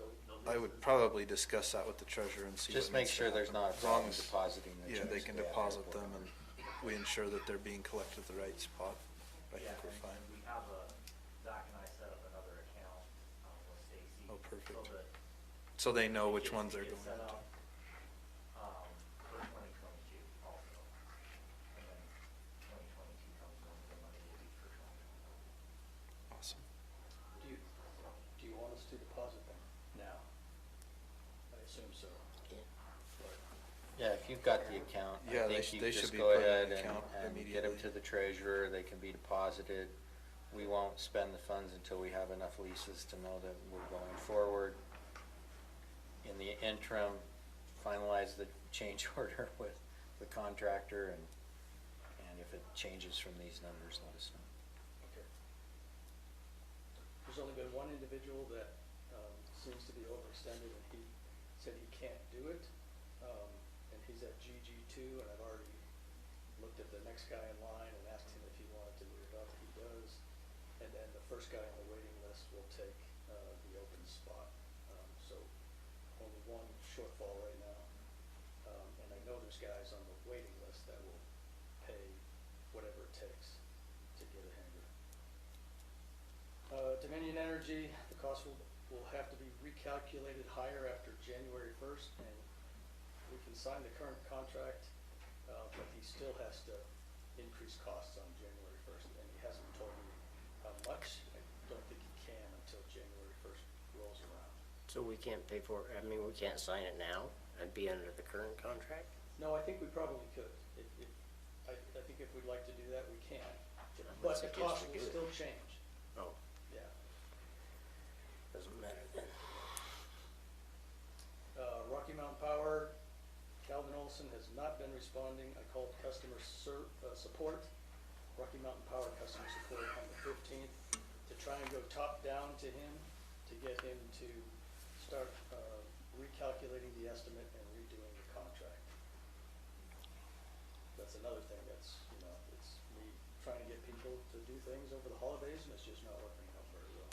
So is it because you can't get a hold of them, or they won't answer your calls, or what?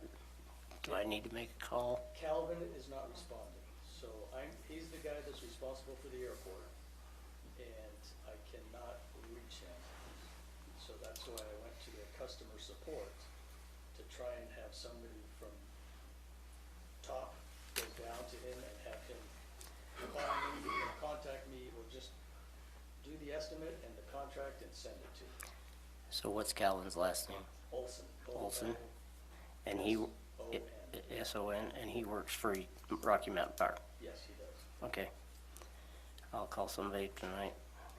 Do you know someone? Mm-hmm. I Okay, do. just play that card carefully. We are waiting for an updated estimate from you, so, I'll just send him a text right now. okay. Okay, Mountain Green Sewer Improvement District, they require 30 days prior to beginning the construction, an application, in this case, a bond waiver letter, because they normally require a bond, but we decided to save some money and not do the bonding, in the sealed plat. So we have all three of those items now, but we do need signatures on the application and the waiver letter, and I don't know if we want to approve them tonight, but if so, they're in the packet that I handed out to you. And I ran these by Kent Wilkerson, so he's seen them, he recommends the waiver letter. I don't think they would waive it without that, but there's the application and the waiver letters on the back of it.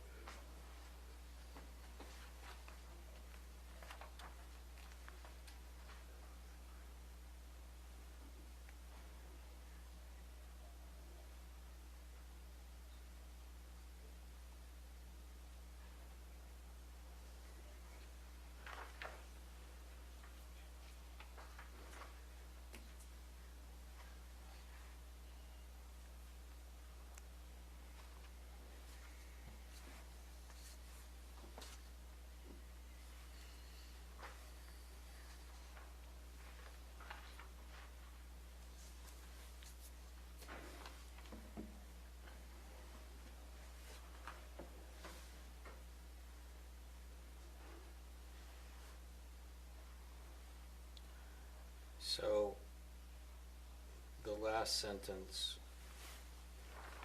of the paragraph that starts, I in the project airport infrastructure will comply with MGSID standards, talks about a bond. So is that waived or not waived? The waiver letter needs to be submitted and approved by them at their board meetings. And they have. Okay, and then they'll take that out?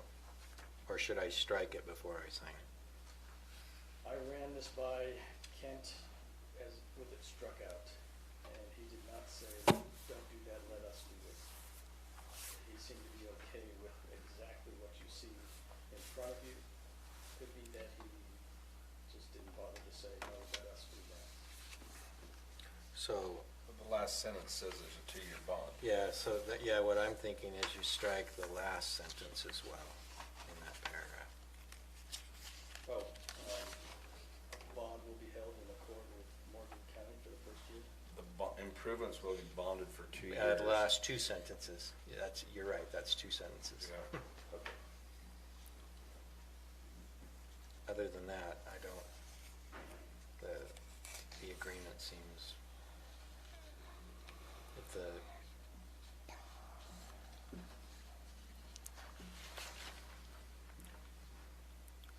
so the amounts, you've got 400 plus 1226 plus 750, that's the total?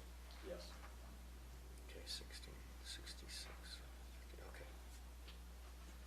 So that's a decrease of $2,300. Well,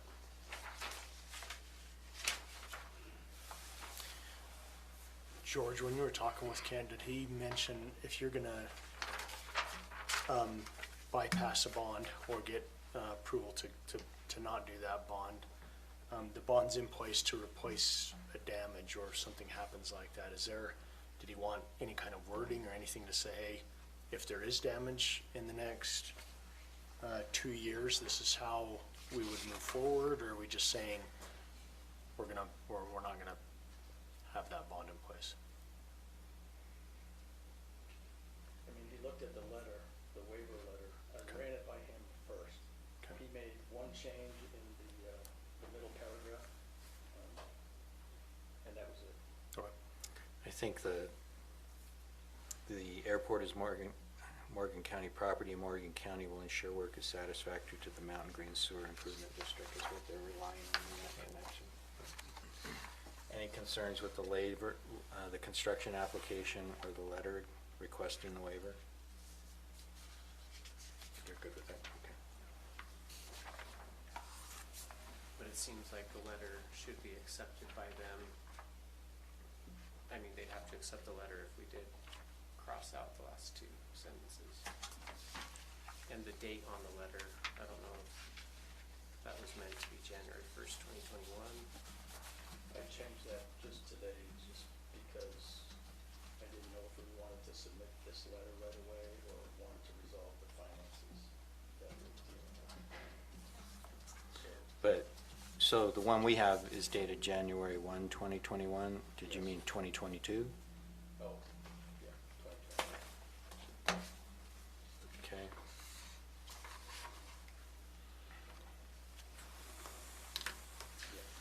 Do we need to, And agreed to and Do- accepted? do we need to do an official vote on that? Well, the amounts are all we've previously approved, but And it's not really an agreement, this it's is an a application, reduction. so I don't know that we need to actually vote on it. But if you want us to, yeah, I'm we happy can to do have it. you do it. Let's do it just to be safe, shall we? And I'll just write in here, agreed to and accepted this blank day of January 2022. Mountain Green Sewer Improvement District.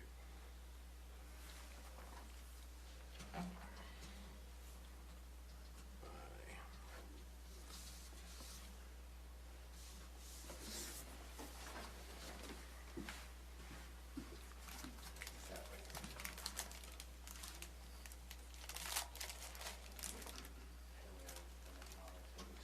Yeah.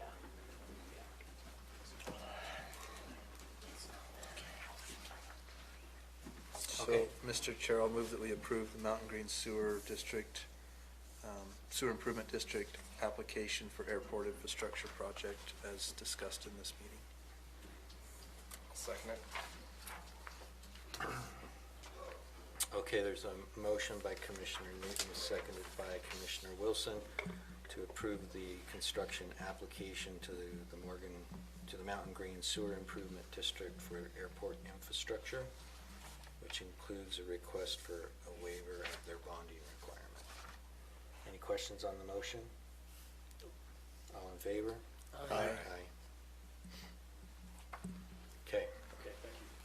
Cottonwood Mutual Water Company, they said we can pay at any time prior to hookup. That's only a $3,000 fee, there's no application required, that would come later on down the road. They would like to see a pre-construction meeting, I'm not sure, I think Director Evans would conduct that? No? Wasatch Civil? Okay, all right. Wasatch Civil will conduct that meeting.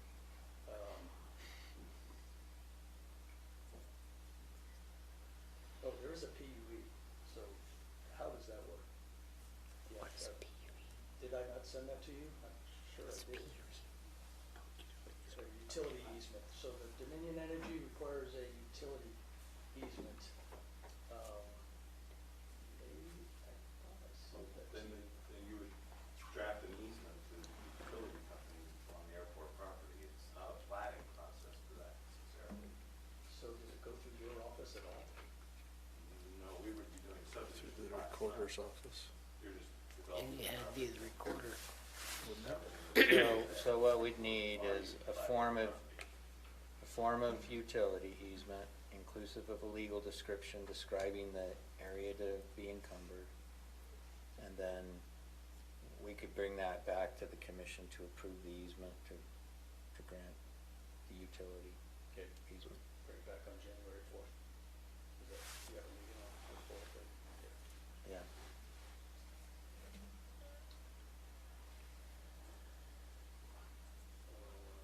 Okay.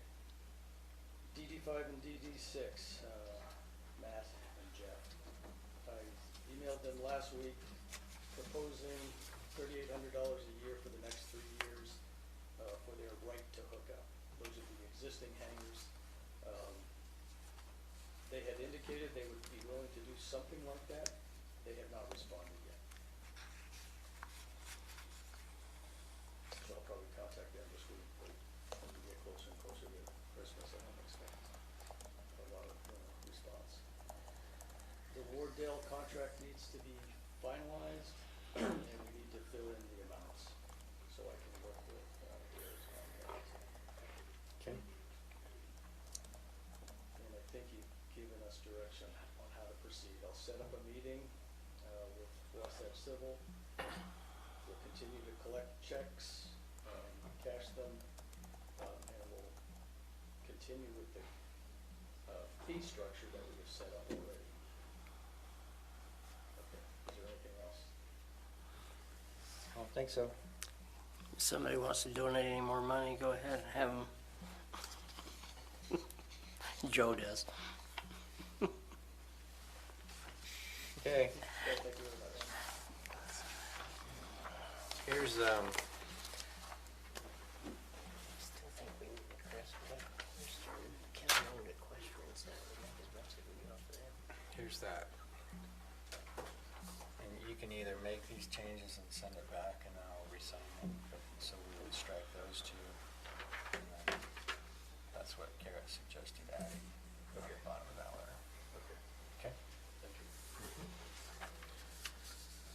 All right, item number 3. Lance Evans, Rouser Ranch subdivision deferral agreement is required by MCC 8-12-44D1. So the Rouser Ranch subdivision was platted in April of this year, and one of the conditions was a deferral agreement. Basically, they are on, what are we on? Kilbourne Lane. Kilbourne Lane, thank you. Sorry, Blake. Kilbourne Lane, which really, it is technically county right-of-way, and it goes down around the hill, but when Highway 66 was realigned, it now veers to the left and up and over, and it's a state road. Kilbourne Lane has not been maintained by the county, not been used for access, it's just access to the Rouser property. But with the 3-lot subdivision that they put in, technically, we would normally require that the right-of-way be dedicated to the county and it be improved, at least their half of it, to county standards. But given that it is not likely to become a county road, it's not likely to become used for county access, it is simply to their properties.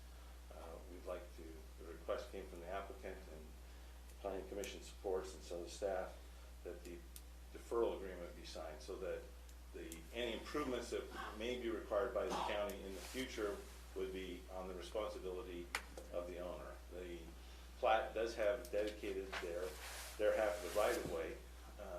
So that's been accomplished pursuant to the plat. That has been accomplished with the plat, but the improvements are not in, and quite frankly, it's just not necessary for these 3 lots, and it would be an enormous cost given the terrain of the area, and there's quite a hill there.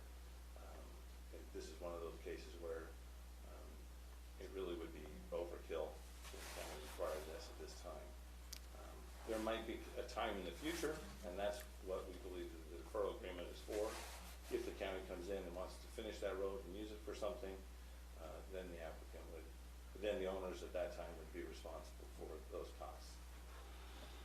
So you're saying that according to this agreement, I'm trying to look at here, is that they now will not have to comply with the agreements that you have in here deferring public improvements. So in 2A, they're not gonna have to come up with curb and gutter and sidewalk and all the other stuff. Is that correct? They're not gonna have to do it today. Oh, If the county comes back in the future and actually improves Kilbourne Lane, then they would be responsible for those costs. They're deferring.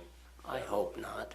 I don't want curb and gutter up there. Yeah, I don't think so. That's a joke. I'm sorry. That's rural Utah. Mr. Rouser would be happy to agree with that, sure. Okay. Because I just, Mr. Rouser is here if you'd like to. I know, I've seen back there. Because I just don't see where, unless we decide we want a road as a county, I don't think he should have to go and put in any of that stuff. If we want it, then we ought to put it in. If we're gonna make it a county road. Well, that's a whole other issue. What we're requesting tonight is just to defer this But until. I'm just saying that I just don't wanna see that in the agreement unless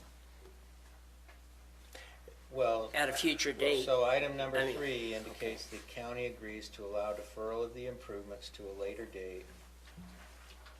Upon the Upon request of the request of the county or as otherwise required by the county, such date may be at any time so deemed appropriate by the county. That is not the best sentence. Yeah. But, but what I think is, so the county agrees to allow deferral of the improvements to a later date, which date shall be determined by the county in the exercise of its reasonable discretion might be a sentence that would work for that. But ultimately, if you're gonna require subdividers of land to put in roadway improvements for public roads, you should require it of all of them. And we may never ask for this to be completed, but if in the future something happens and that road's extended, then these property owners ought to. Well, the road is there. It's not extended. It actually goes all the way around the mountain. And you go in one way and come out the other way. What I'm saying is I don't think we ought to make the heirs even responsible for doing any of that stuff at a later date. Even though Carrie and I are not going to be alive when this all occurs, I just don't want to see it to where we have to have curb and gutter in that area.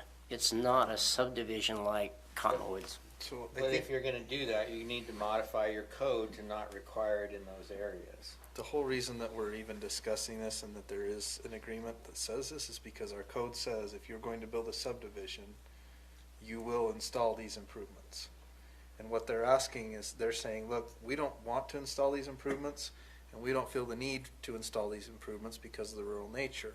Rather than changing our county code to say, okay, well, you can do it, but you can't, we have this deferral agreement that says, okay, you don't have to do it due to the nature of the property. But if at some point, and this will be recorded against the deeds on the property, it will say, if, you know, so if somebody buys that lot later on down the road, they could be liable to have to come back and pay some improvement costs. And that's pretty normal. That's Okay. very normal. Okay. Lance, did this go before Planning Commission and they recommended the approval with the conditions of the letter that Haley wrote on April 28th? Is that correct? The plat, yes, The plat, the okay? plat. Okay. So the conditions of the plat, yes, which is the deferral agreement you recorded. The language in the deferral letter did not go before the planning commission. Okay. This is a standard template. that we So use. if we make a motion, we would not only need to include the deferral of public improvements agreement, we would also want to include the findings and conditions in the letter from Haley, or do we not need to No, include that at It's all? a small subdivision. It doesn't come to us for Planning commission. approval. Okay.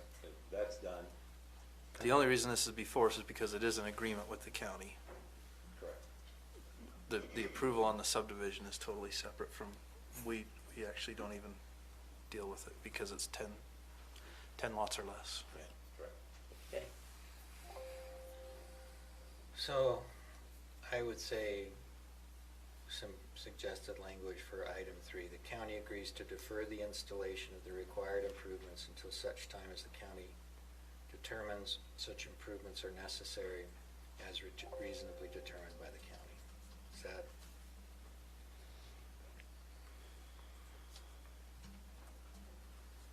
that work?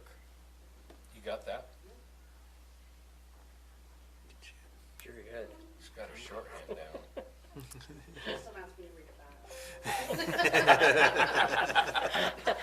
He'll give it to you later. I'll just do it one more time. The county agrees to defer the installation of the required improvements until such time as the county determines such improvements are necessary as reasonably determined by the county.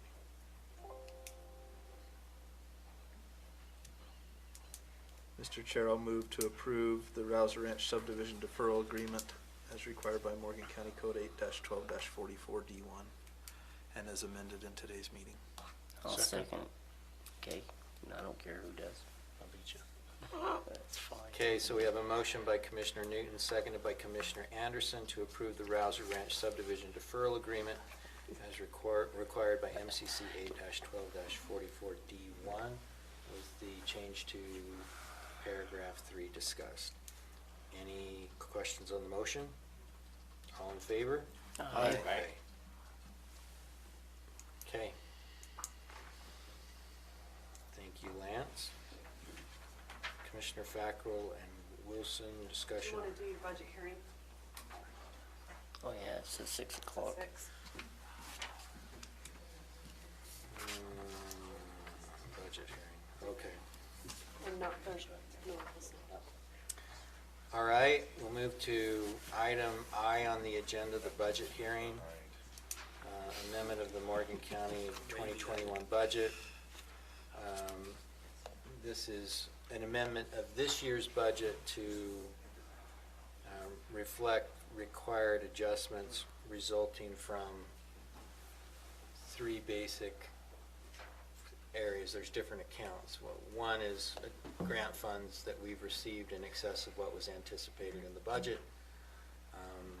The second area is some overages in several departments related to payment of vacation, accrued but unused vacation to individuals that were retiring from the county, and an overage in the IT budget that we think arises out of several items that may have been mischaracterized during the absence of our IT department head. And then the last is, what was the last category? Fund adjustments, fund Public. balance adjustments, and then department adjustments. Okay, so fund balances. Fund balances. System balances, yeah.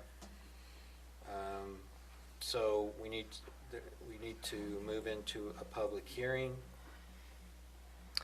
I move that we go into public hearing. You have to say why. So it's just a motion to adjourn the public meeting and convene the budget Oh, hearing. okay.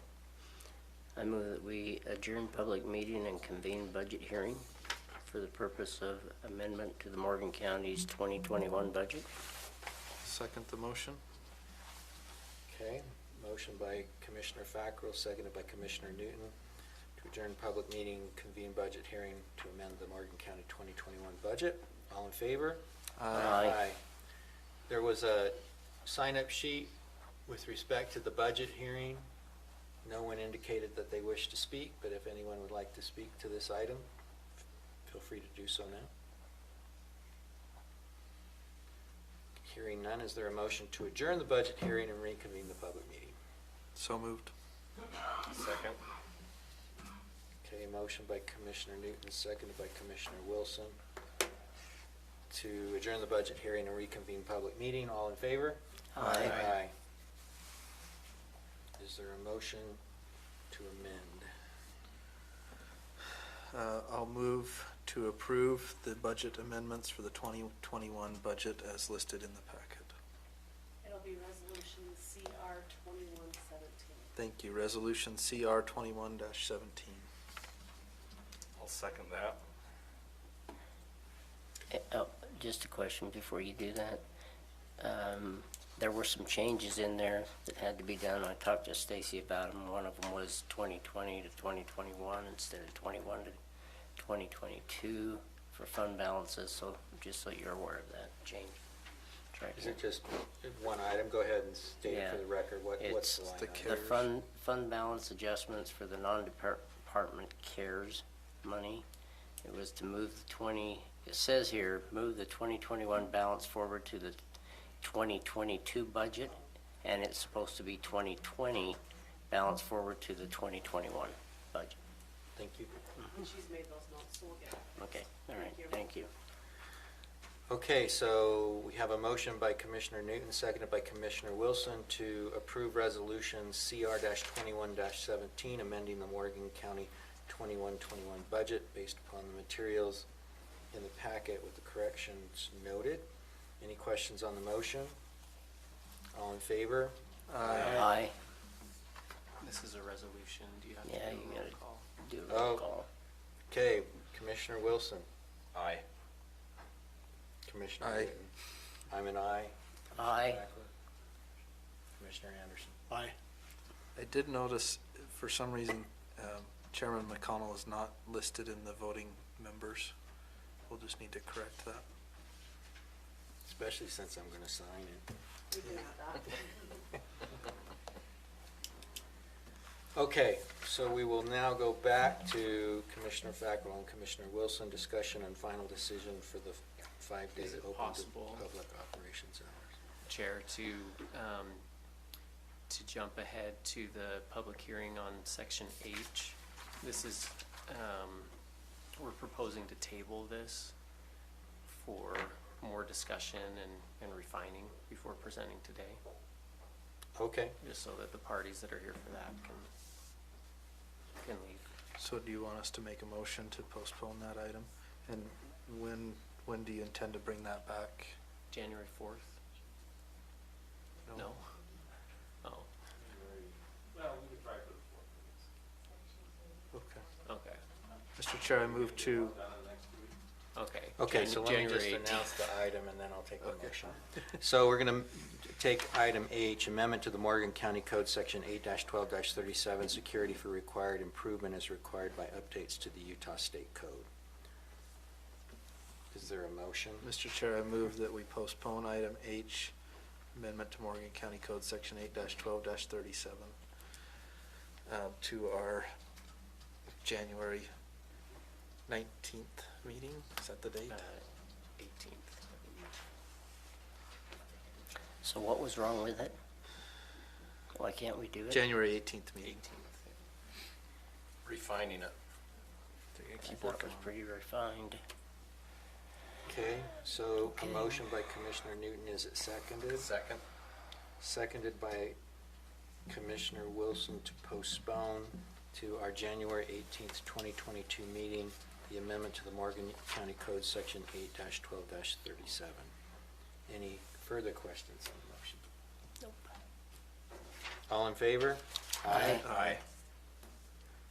Thank you. Okay, can I go to item 5 now? Okay, thank you.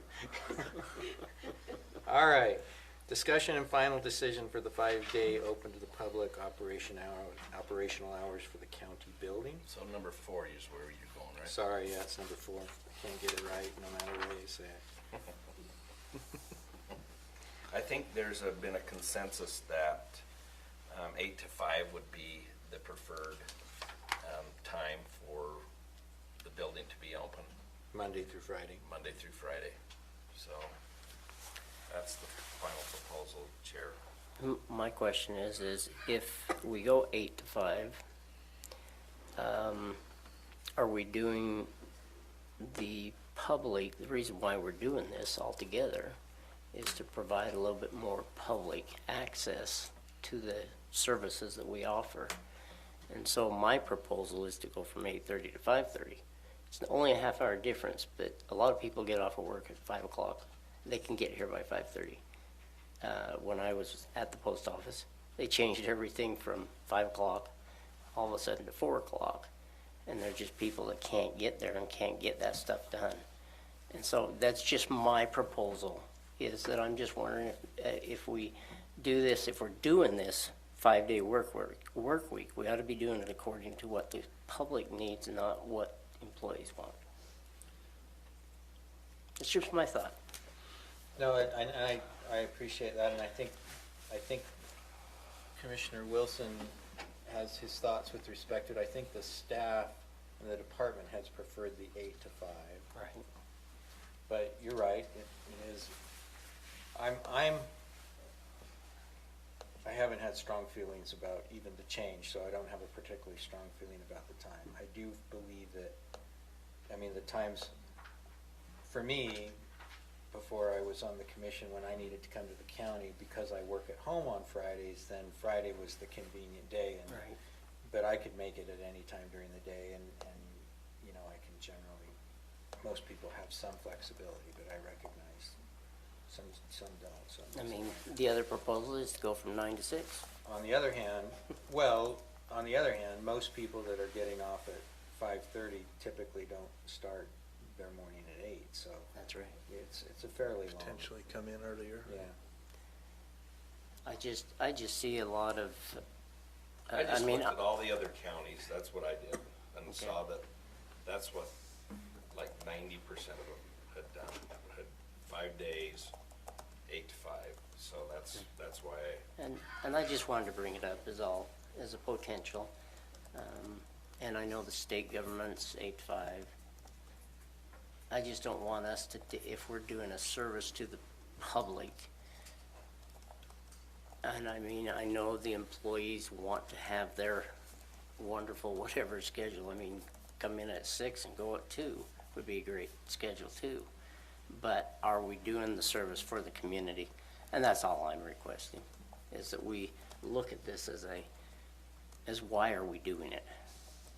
I think for the community, yeah.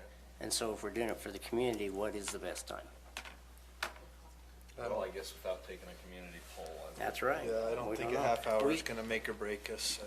I think, move I forward think anyone should be able to get off a half hour work early, I would think, but. or go in a half hour. Garrett late. proposed, I had a form of resolution for this. Yeah, I did. So I emailed this out today, and I believe Leslie had a copy as well. So do we need to do it by resolution? Yes, Okay. that would be the best way. I have It's a either couple that more or. questions. Okay. I did notice that our pay period starts January 2nd, so if you make it effective January 3rd, we'll be good as far as pay period. If you're gonna go back to the 5-day work week, are you gonna give the employees back Columbus Day and the day after Thanksgiving? Thought we already did. Those were taken away when we went to 410s. So I'm trying to do a calendar for the employees for holidays, pay periods, and we're gonna have to change the personnel manual also. So you're How saying are you're you getting, feeling? you're getting 10 days now, or you're getting 11 days currently? We did not get Columbus Day, but we did have the day after Thanksgiving just because it was a Friday. Isn't it always a Friday? Yeah. Yeah. Yeah, but they're going back to Well, 5 yes, days, too. yeah. Sure, Tina, Point of order, if the chair recognizes me. so recognized. We did a lot of negotiations for those days, and before we went to the 4-day work week, they exchanged Columbus Day to have the day after Thanksgiving off. When we went to the 4-day work week, the whatever time it is, then they already got Thanksgiving Day off, so they wanted to get Columbus Day back, but the state had changed their number of holidays because, for whatever reason, it worked out hour-wise. So they chose to take Columbus Day again. So Columbus Day was in exchange for the day after Thanksgiving to begin with. And then when we had to reduce by one holiday, they chose Columbus Day again. So it wasn't that anything was taken away from them. It was a negotiation. So what if we just recognize the state And the holidays? state holiday does recognize Thanksgiving, but not the day after, and they recognize Columbus Day. Yeah, and they also recognize the 24th of Which would be July. consistent Yeah, with I'm what I inclined to think Tina follow the just said. state Let's holiday follow the list. state. That's great. Yeah. Let's do it. And how are you gonna notify the employees? What's your Email. plan? An email? Oh, our administrative assistant can take care of that. Well, she's not starting until February 3rd, I just. So we sent an email to the department heads indicating that we were contemplating making Okay. this change, and that they would have the flexibility within their departments to work with hours of their employees and so forth to work on their schedules. but that these would likely be the operating hours. So, I mean, I can send another email out to the department heads indicating that the resolution, assuming it's adopted, was adopted, can give them a copy of it and indicate that the holidays will be those recognized by the state of Utah. That would be great. And also, we need to make sure we get our policy manual changed to reflect. Yeah, we're gonna be correct working I on think that. we're contemplating a general adjustment to the policy manual But that should after be the first of the year. included in But that. yeah, I agree, it should be Okay. included. Yeah. Because that would also impact vacation and sick Right. per pay period and so forth. And if you take a day off, you know, because some department heads still have the ability to stagger 410s if they want. And so we would just want to be clear on if you take a vacation, it's 8 hours or 10 hours. And we can Yeah, do it'll all be that based through- on your through a actual policy. schedule. Yeah, you're right. Yeah.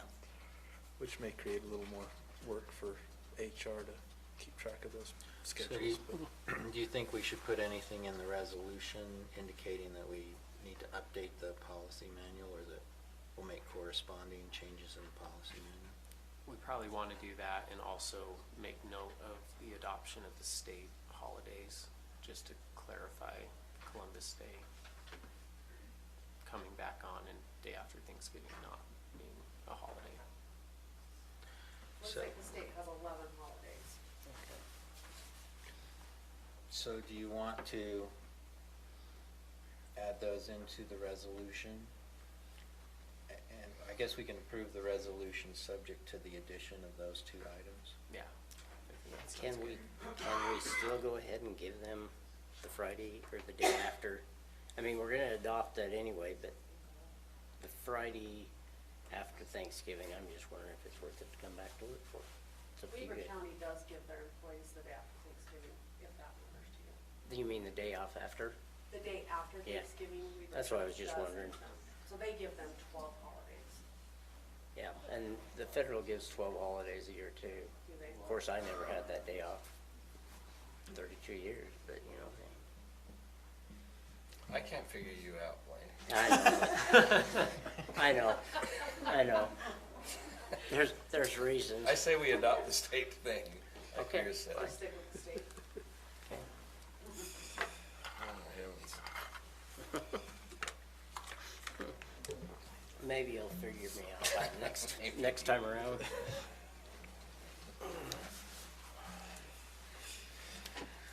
Okay, Mr. Chair, I move we approve resolution CR 21-18 with the amendments discussed this evening. I'll second it.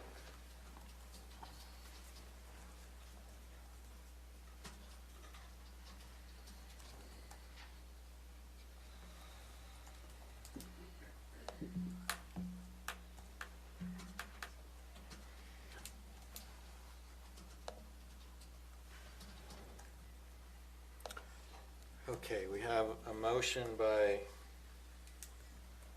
Commissioner Newton, seconded by Commissioner Fackrell, to approve resolution number CR-21-18, a resolution of the Morgan County Commission amending Morgan County's open to the public office hours schedule,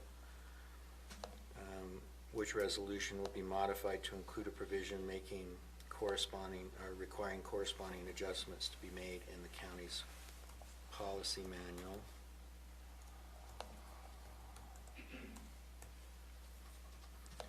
And a provision indicating that the county will adopt the state holiday schedule. Any questions on the motion? All in favor? Must be a roll Aye. call. It's a roll call. Oh, okay. Aye for me. Commissioner Newton. Aye. Commissioner Wilson. Aye.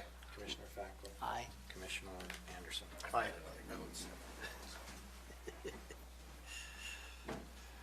Quick break. Better take a recess. Okay, we'll take a 7-minute break until 6:30. Since his item is next. Actually, this isn't next. Yeah, but that one could be pulled. Well, I think we just need to recognize it instead of Yeah, we Make it really a- don't even need it on the agenda. Okay, all right. I'd just pull it, but if you wanna talk about it, talk about it. I don't care. It doesn't really matter to me. So, yeah, so holiday schedule, just the state of Utah's holiday schedule. Commission, we'll just, I know Matt can't agree with me, but I think the day after. Yeah, people can take PTO. It won't kill them. The opportunity's still good. It'd be worse in my job. They give us all the holidays and then tell us to work anyway. We get all the holidays, but they tell us to work anyway. I mean, it's kind of illusionary because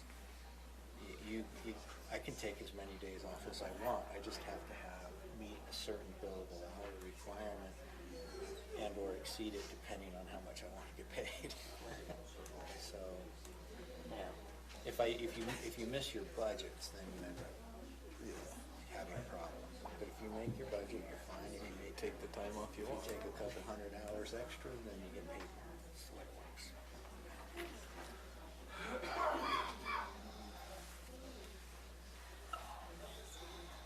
Guys, that was really good news from the health department. That was. I didn't think that that was what he was gonna say, based on some of the federal stuff you hear, you know. You notice Yeah. he did not wear a mask today? Because That's he's right, gone. that's the first time. That's the huh? first time. He's never worn a mask. Is that because we're in moderate instead of high transmission? So That's Interesting.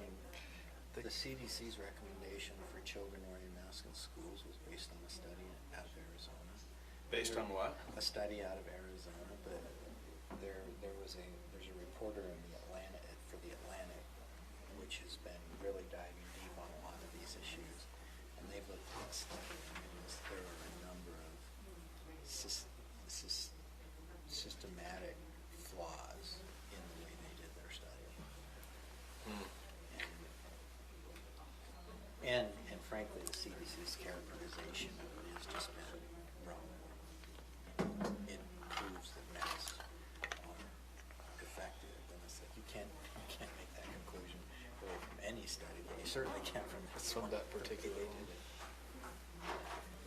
Well, and there's states that are starting to shut downs again. Mandating masks again. Holy cow. I'm thinking, is this When is a big away? As long as there's money behind it, I don't think there will be.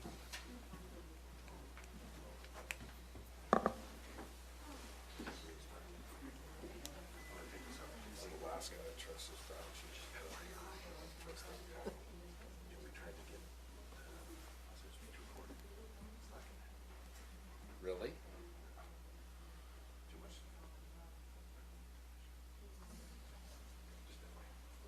That stinks. He just sent me a text. He said they're ground taxes this year. That's what happens when you take vacations off. Right. I said, right. So here's this resolution, if you wanna send it to me. Are we ready? I'll send it back out. Oh, perfect. Do you want to send it? Did you wanna let the Browns go? So this next one should be 30 seconds, because it's not actually No, I got needed. everything hard. Probably all of Should be quick too, right? Yeah. The YCC payment, all of that should be very. Actually, that should happen. That's back when I didn't know how, what to do or anything. So Isn't that- That's a good she came out and gave the presentation and everything. Oh, on the bylaws.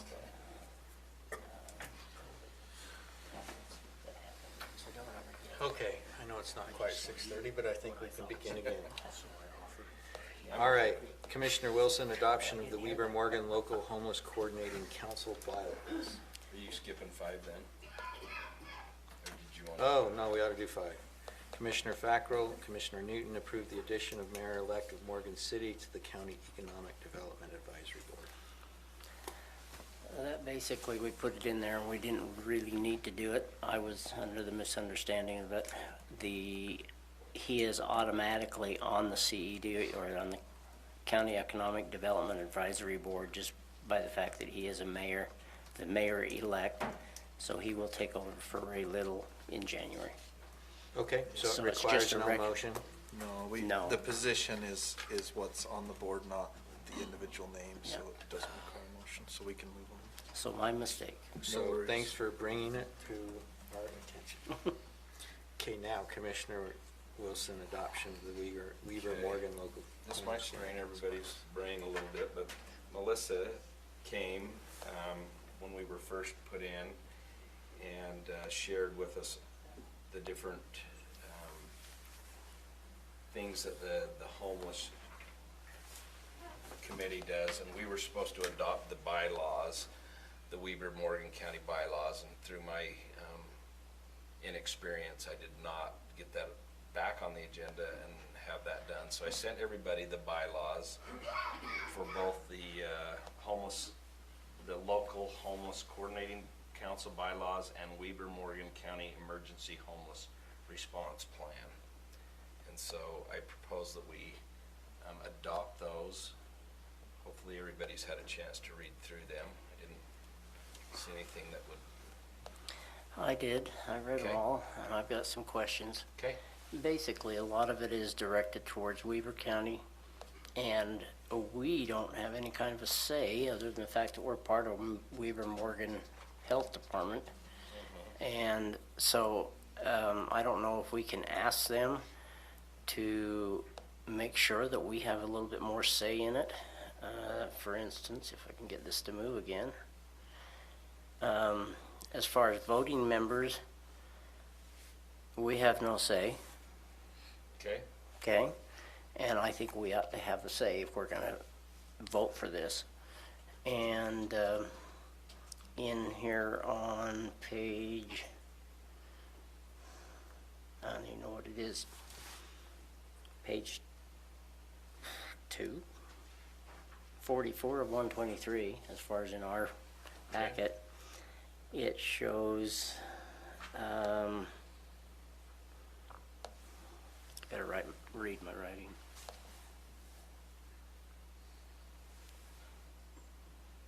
Yeah, we basically have no voting member, and we have no representation on the, it says the WMLHCC meeting participation. Local government leaders, I hope you're considered that, because other than that, we're not on this at all. It's all heavily where there are. Page 3, section 4 says chairperson. The chairperson shall be a commissioner of Weber or Morgan County. Right. All I'm saying is I would there's a consider lot that of, representation. you've got overloaded in Weaver County things. There's nothing. Do we there. have any homeless I organizations that think exist they in have Morgan the County? majority of the homelessness issues. And the facilities. In the facilities? Yeah. And I think they, As long as you're I on don't know top if of we it. pay any money, do we? No. Just Weaver Morgan Health Department. So that's the only thing I can say is I'm just saying I would like to make sure that they put in there that we have at least a voting right in there from somebody from within our county. I don't Just see in that case- Weber County is a voting member either, other than potential chair. And, yeah, or the Weaver Housing Authority, Weaver Human Services, Weaver Morgan Health Department, Community Connection, Youth Futures, Salvation Army. I mean, all these things are, I'm just saying in case we ever have a homeless problem around here, who knows, maybe I'll be homeless for the heck of it. Can I make a comment? So the Homeless Coordinating Council is just a group of those who provide services, and they just coordinate those services, that's all they do. I'm not even sure they pull grants as a group, maybe individually. Individually they do, I know YCC does. Yeah, and so I'm not sure from a government standpoint what you would be voting specifically for as a member, other Okay. than working with them to better understand what you can do as a government entity. And it sounds To like, serve those people in our community yeah, that it are sounds like homeless. when they coordinate among this group, they occasionally choose a member of either the Weber County Council Commission or the Morgan County Commission to chair their meetings. Okay. Yeah, and again, the purpose really isn't to gain a service from you, it's a liaison of information more than anything else. I sat on it for the years I was there, and really it's them coordinating their services, and that's really valuable. Okay. That's To help fine. the counties, the Weber and Morgan counties. Yeah, within, but again, like you said, a majority of those services are provided within Weber County. But if at some point you have a shelter up here, then your shelter director would go down to that meeting and report on how many beds and all that type of stuff. Okay, I just want to make sure we're covered in our county, because we were neglected for many, many years with the Weaver Morgan Health Department. Now we're getting a lot. Well, we had members of our community and commission or council on that Right. board for a long time, so. Throughout, I believe, throughout. Yeah, as far as I know, at least the whole time I've been involved. Okay. Okay. Is there a motion? What do we know? Yeah, I'll move that we adopt the Weber, I put Morgan first, Blaine, for your Thank you, I appreciate Morgan that. Weber Local Homeless Coordinating Council bylaws and the Weber Morgan County Emergency Homeless You Response guys are so Plan. nice. I'll second. Go ahead. Okay, we have a motion by Commissioner Wilson, seconded by Commissioner Anderson to approve the Weber Morgan Local Homeless Coordinating Council bylaws. All in favor? Aye. Aye. Any opposed? Okay, the next item is the I sent you approval. a blank one, Robert, too, Okay, that you're able to sign, so. Did you print it out, or do you want this one to sign tonight? if you can, Oh, you print- have if it? you have it printed out, Oh, then perfect. I'll sign it. Thank you. So YCC, Your Community Connection, is something, it's in my portfolio assignment. I am on their board, I'm on their executive committee now. Because I don't have enough to do. And we make an annual contribution to them. I thought it was $6. They said in the past it's been $4,500. They're wondering if we could increase the contribution to $7,500. I will say that I think they do great work. They provide a facility, and they are looking to construct a new facility in the current location. Weber County used some of their COVID relief funding to help provide them additional support. There are grants that have dried up a bit for them. Some are starting to come back, and other community members are contributing. I think it would be nice if we could go with the $7,500 request. So And we have that in our budget, or? it would come out of our Fund balance. fund balance. So I know basically they work off of a lot of private donations. And it was Private very- donations and grants. And grants, and It's an extensive And what- process. Austin was talking to me about when I was down there for the annual banquet. He was telling me that we use it more than anybody, I mean, that you would know. Our sheriff's department uses it quite a bit. And we don't know those things as a commission, but I would recommend that we continue to support it. Well, I know that I do some work for one, and I know that they don't live high on the hog. Their facilities aren't,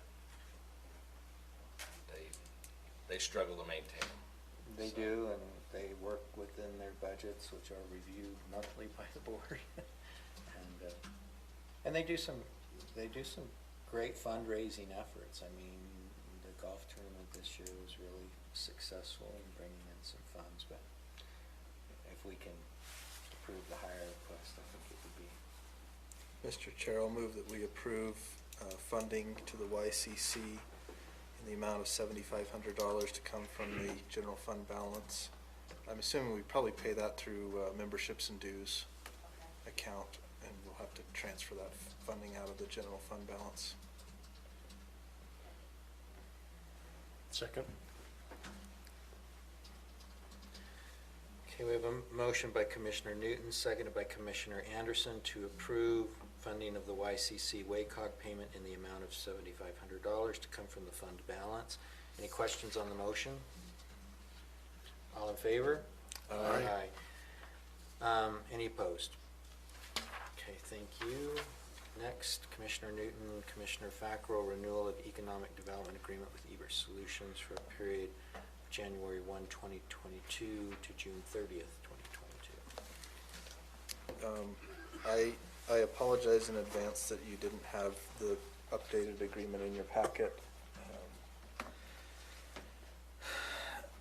James and our county attorney, Garrett, have worked to get something put together just in the last day, so thank you for your work on that. I know it was short notice.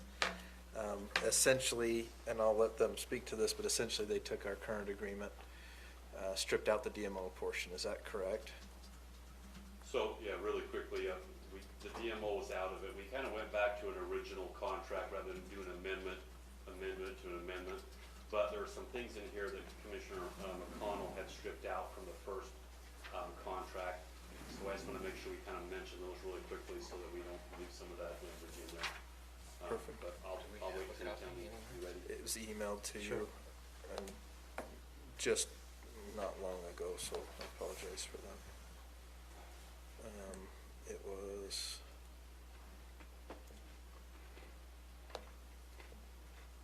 Today? Yeah, it was probably today. Yeah, it was today, 3:38 p.m. from Garrett.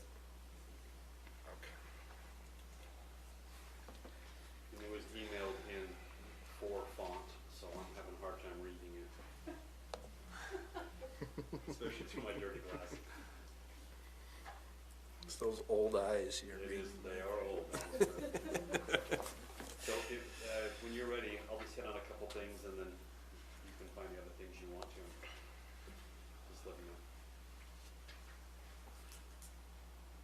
Yeah, I think that's fine if you want to Okay. mention So- that. So under scope and deliverables, I think under 1A2, there's a list of deliverables that I think we probably need to revisit. Some of them we've been working on. I think one, assist in the I-84 interchange will continue. We have a lot of work to do with lobbyists and the legislature coming forward, and then hopefully once the EIS is approved and the funding is approved, then we'll start that whole process of working with UDOT and looking at timelines, et cetera, so on. Number 2, assist the county with the American Rescue Plan Act. We can probably either amend that a little bit or take it out. I would guess that we will have some more dollars coming through for infrastructure. I don't know what it will be called, but there will be a tremendous amount of work to do on that when it comes through. We're hoping that those will be the funds that will allow us to get the interchange funded, but there may be some additional funds for other projects that we could apply for. Assist with the Rural Development Part B grant. We can strip that out, and we've already done that. If you want, we can put A instead of B in there, and then we can prep Part A for next year. I think between now and next year, it would probably be good to have both A and B in it. That's correct, Commissioner. I forgot about that, Commissioner Fackrell. So there is some possibility that Part B, which we just applied for, may have another round of funding within this first to second quarter, depending on what's approved at legislative level. So maybe what we do is we leave that in, just make it A and B if applicable. And then number 4, assist the county in planning and build out of the Mountain Green Town Center. Those are areas of focus, but we still list a lot of the other areas that we'll still continue to work in on the subsequent points there. I would like to pull number 4 out, manage and assist the CED board with business expansion and retention visits. We aren't really doing bear visits anymore, so it's a deliverable that's in there that we're just not really, it's not funded anymore as it was in the past. We are still doing those visits per se through the VRC and Andrew, and he's reporting all of those visits back to the CED board, so that information is still flowing, if that's okay. Anything that you want to add, or should I move on? We can come back for sure. Under terms, so originally I think we were working on a 6-month contract, but I'm wondering if there is some thought about making it a year-long contract with a 6-month review, which would basically function as the same, but it allows some continuity for those who I'm working with. I think working on such a short contract doesn't instill a lot of confidence in the county's dedication and or direction or vision, so to speak. So if we were doing a year-long contract with, again, a 6-month review, which we can talk about here in a second, I think that would make a little bit of sense, at least from my perspective. And then if we go down to 4, under miscellaneous D, under the termination clause, I remember Commissioner McConnell had talked about removing everything that starts after termination by the county, just remove all that out. That was specific to the CED board, but we had a discussion about the CED board doesn't need to make those types of recommendations, and the commission should be free to make that determination anytime they feel like it. I agree. And then under 5, administration, A, I think that we would either just take that out or put the county commission provides direction and oversight to the contractor. Those were the items that I remembered from the initial contract, and those would be some of the suggestions of areas maybe we could talk about, and if there's anything else to the contract, be happy to discuss it. So I have, I think I have the updated one, if you want me to send that to you. Okay. Just to run the comparison. I think James has identified the issues that we modified, as well as a couple of additional ones that we can consider.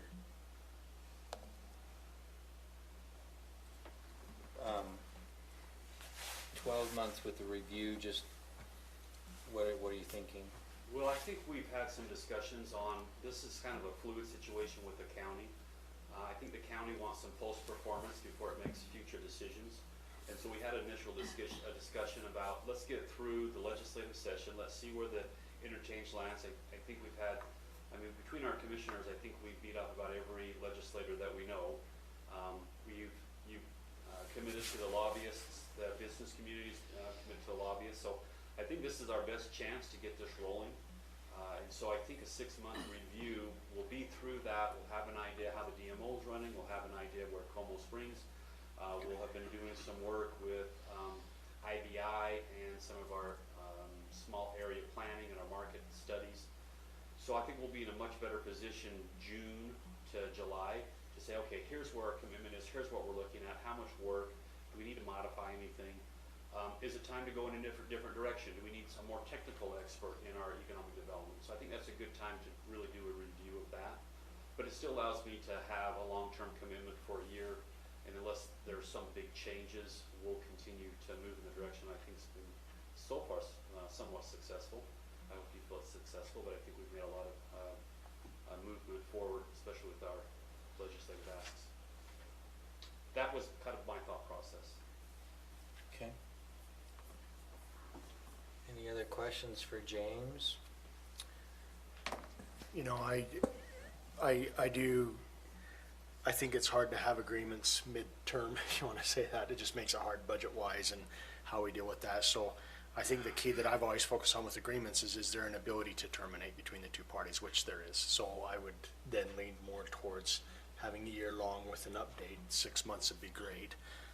I know, James, and we mentioned this a little bit earlier when the group came and proposed the Morgan Chamber Bureau, but I think what could be helpful is a status, and I don't think I'm looking for a weekly, but maybe a monthly status, because it's interesting that for you it might come second nature to just automatically call somebody, or just while you're driving, oh, I got to follow up on this, I got to follow up on that, and we don't know that you're doing all this stuff, but yeah, every once in a while, I talk to you less than Commissioner Newton or Commissioner Fackrell, but when I do talk to you, you've just got a lot of balls in the air and a lot of things you're pursuing.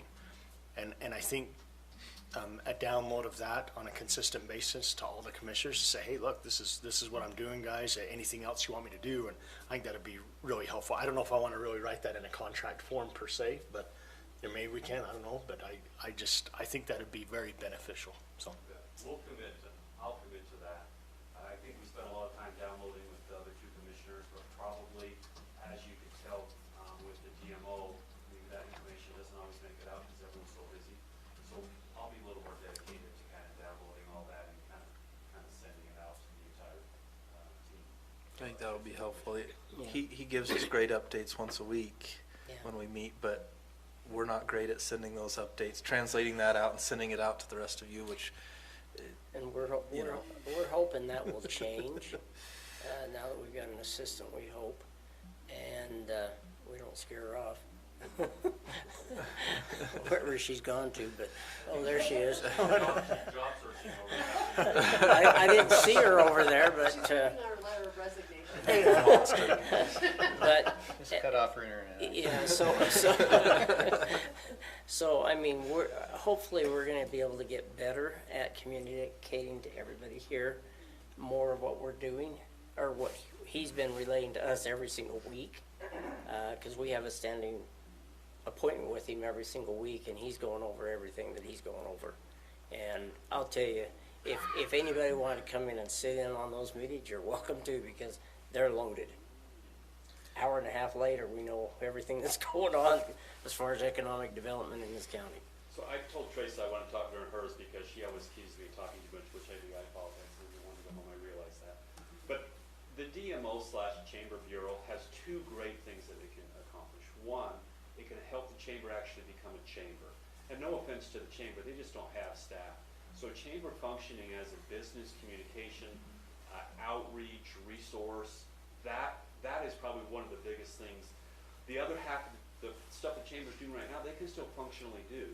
But now they have somebody to actually do outreach, and maybe at some point they'll actually bring in dues and help offset costs and really start, communicating what is really happening in the business community with all the businesses, which is exactly what I think Jared's talking about. And I think you have functional control over that. If you use the TTAB board like the CED board, and they make recommendations on how money's being spent, and you give direction to the TTAB board, listen, here's the 5 things that we want to make sure we have. 1, 2, 3, 4, 5. And when you approve money going back out to the, TRT dollars, going back out to pay the Chamber Bureau, you're going to need to make sure that that information is coming back to you before you write those checks. So functionally, you have control, because you have control of probably 70, 80, 90% of the Chamber Bureau's budget. And you do that through using the TTAB board. So I think functionally some of the issues that the chairman was a little concerned about, and I think Jared talking about inputs, and outcomes, I think you still have some control. You just need to functionally give that to the TTAB board. And you can do that through me if you want. You can say, listen, or your economic development director, here's money going out, it's TRT dollars, part of economic development, it's going to the TTAB board, here's our list of things, I want you to make sure that this is functionally happening, and then that can be reported back to you. So I think there's some control that you can continue to have, but I think, again, the big issue that I think Jared talked about is there's like 5 different pots, and there's 5 different committees, and it's all convoluted, and the Chamber Bureau can actually eliminate most of that, and that's one of the reasons we made that initial recommendation. So that's why she asked me not to talk. I think with respect to this agenda item, I think what we can do is potentially vote on moving forward subject to refinements to the agreement to come back, and because I haven't, you went through some changes, I haven't read what was sent out this afternoon, and I just sent Garrett the other form that I have on mine, which I think was the modified form. I'm not exactly sure it was the final. We can just compare, get that tied up and ready to go, and then bring it back that first meeting in January for approval.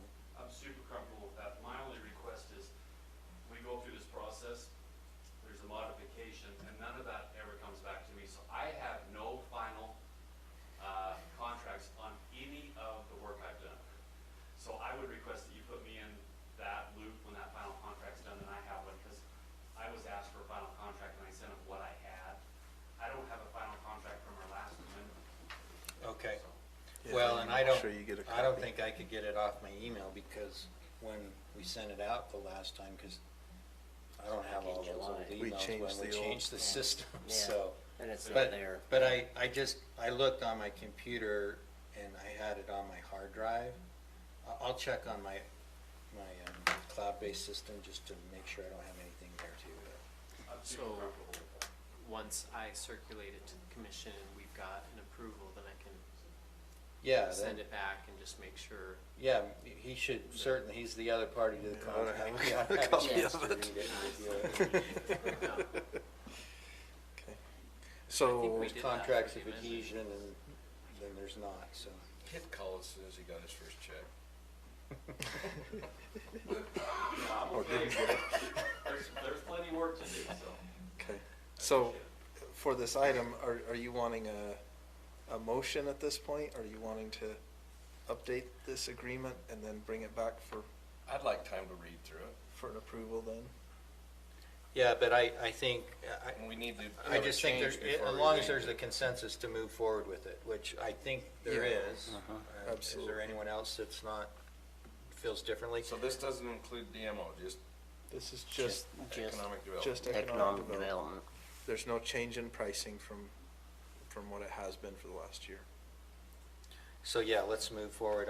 I mean, if you want to do a motion, I guess it just to move it forward for negotiation and completion of the contract and bring it back on January. Or let's just move forward with the consensus, get it done, and make sure it's on the agenda, which is fine with me. Okay? All right, thank you.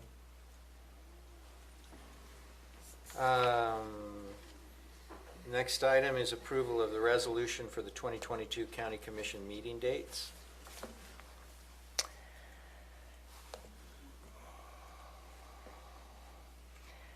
I have some questions on it before we do anything with it. Okay? Let me get back to it.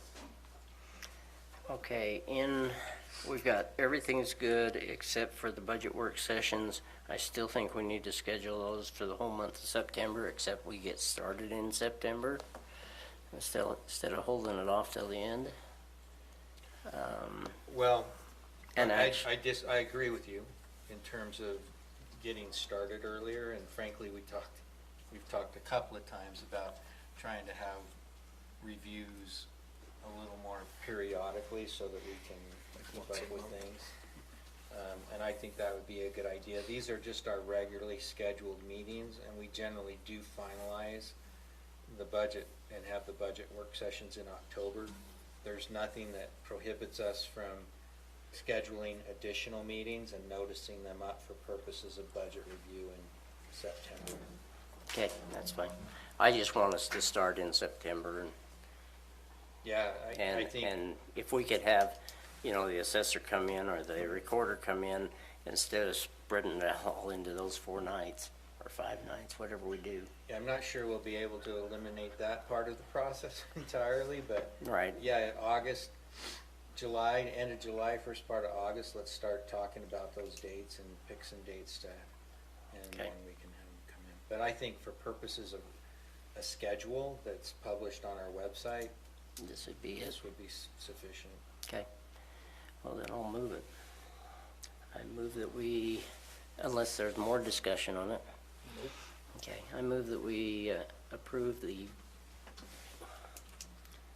schedule, let's see, the Morgan County Commission meeting dates, resolution CR-21-15. 19. You're gonna have 19 now, or is it 18?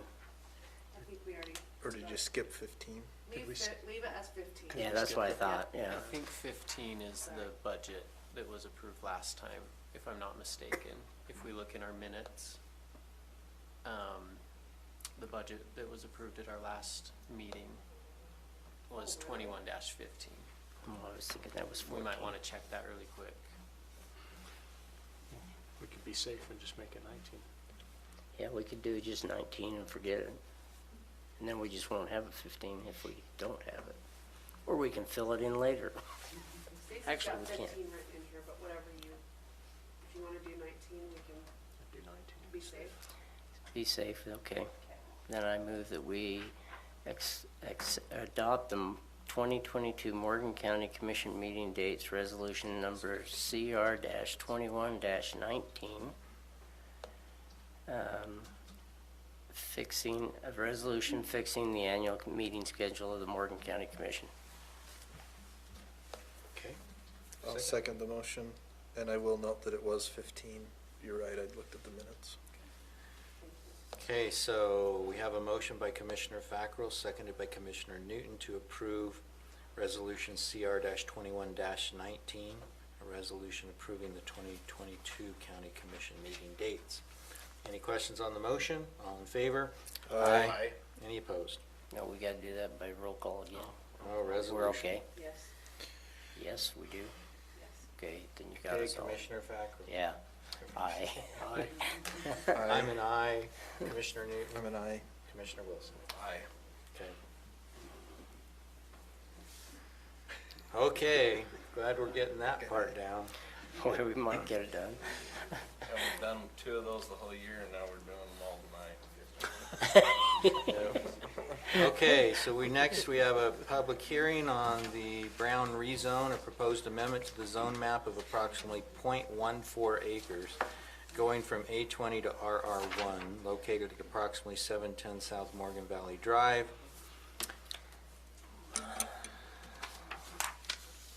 So, I move we adjourn public meeting and convene a public hearing.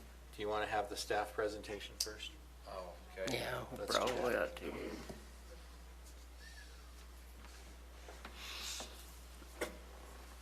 I want to cut Lance out. Good evening. This is a very straightforward rezone request.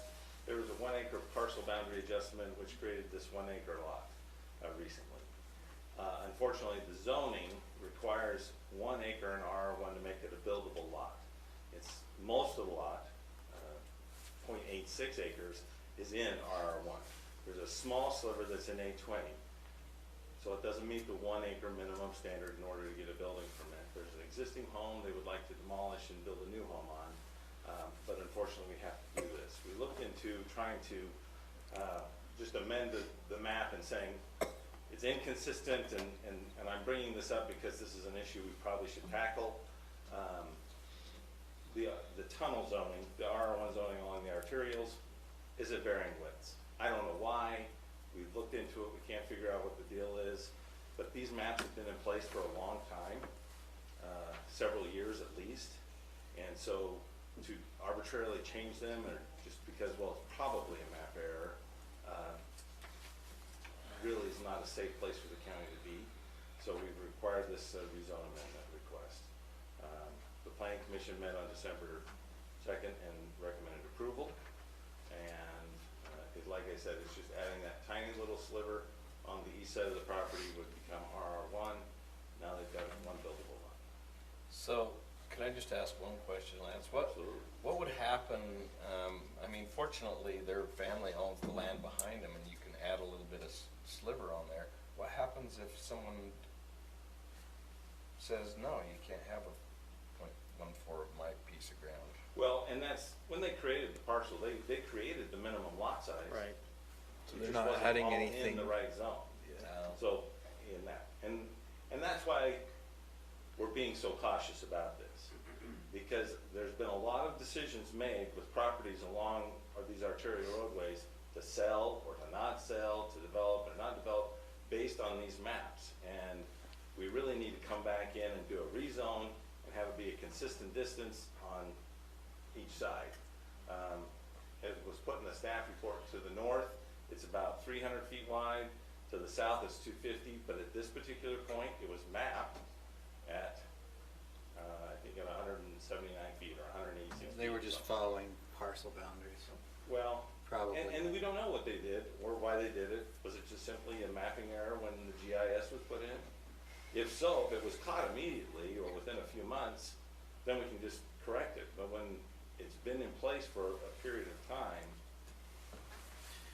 It Well, seems it to depends me of the go through the county. amendment I've process. hiked Hezekiah's tunnel under Jerusalem, and it wasn't straight either, so.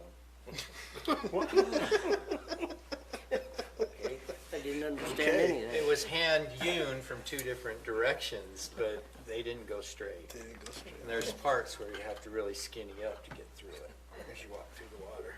It's pretty cool though, an engineering marvel from my perspective. I'm sorry. So, Lance, I totally understand why we're in this situation. I hate that we're having to rezone these little tiny pieces. This is the second or third one we've done this year. It's costly to the landowner, it's time consuming. We've got to get this fixed. And I don't know the best way to do that, but this body has the authority to go in and say, we're moving these lines and correcting this through the whole county if we want to. It's just a huge undertaking. It's a big project, but at some point, I think we need to do something and say, look, if there's tunnel zoning, and maybe the simple thing is for us to just adopt a resolution that says if there's tunnel zoning along a roadway, that tunnel zoning extends from the roadway 210 feet on either side. And then when you have this, the problem's eliminated. I don't know if it's as simple as that, maybe it's not. I mean, there would still have to be remapping done, but it seems to me that there ought to be a simple way to correct this. It's obvious that the intention was for it to be zoned RR1, right?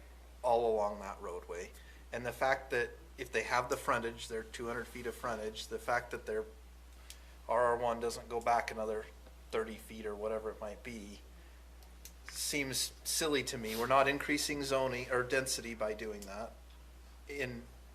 In theory, right? We might be right now because there might be these parcels that are kind of wacky, but I just hate that we have these processes that it's cumbersome and time consuming for us as a county, for you and your department, and even more so for these landowners. So if there's a simple solution that you can think of that we can do, I would be all for getting that done.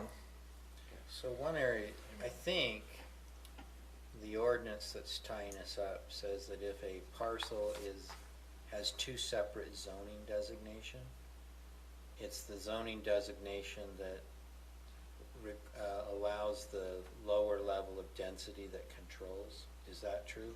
No, this is just simply, you have to have 1 acre of RR1 zoning. You can't, at a minimum. If this was a 2 or 3 acre parcel, and an acre was in RR1, and then the other 2 acres were out in A20, we could do it. Okay. But they only have 1 acre. They only have 0.86 that's in the, according to the map, that's in that RR1 zone. And it wasn't a pre-existing And it was a lot newly of created record lot, but- because they amended it to make it larger. Okay. I agree.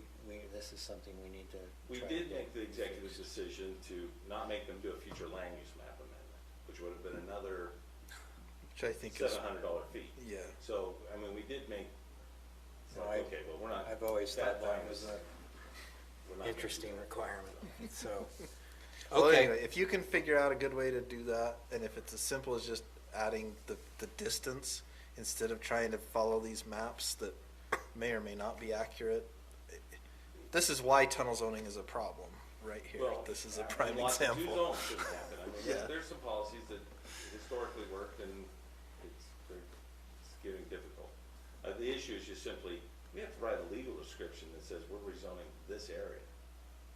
So writing the legal description for all the tunnel zoning in the county to be X distance back, I don't know, maybe there's a way around it. Was a legal description written to create it? No.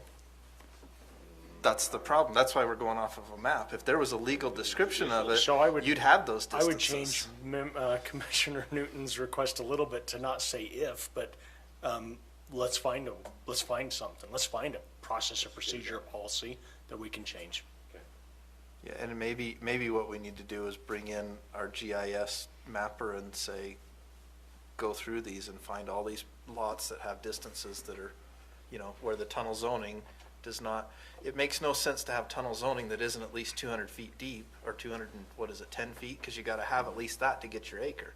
If you have 200 feet wide, you need at least 219 feet deep to get your acre. So if it's less than that, to me, it ought to be updated immediately to at least get that. If the tunnel zoning's gonna exist, right? So I don't know how we do that, but I think there's got to be a simple way to do it. and where there isn't a legal description that identifies it now, we're identifying it based on a GIS map. Well, who's to say, how or why that was drawn the way it was? And maybe the intention was for it to be 219 feet deep, but for whatever reason, it doesn't look like that now. And when we measured on Google Earth, it's a little different. But anyway.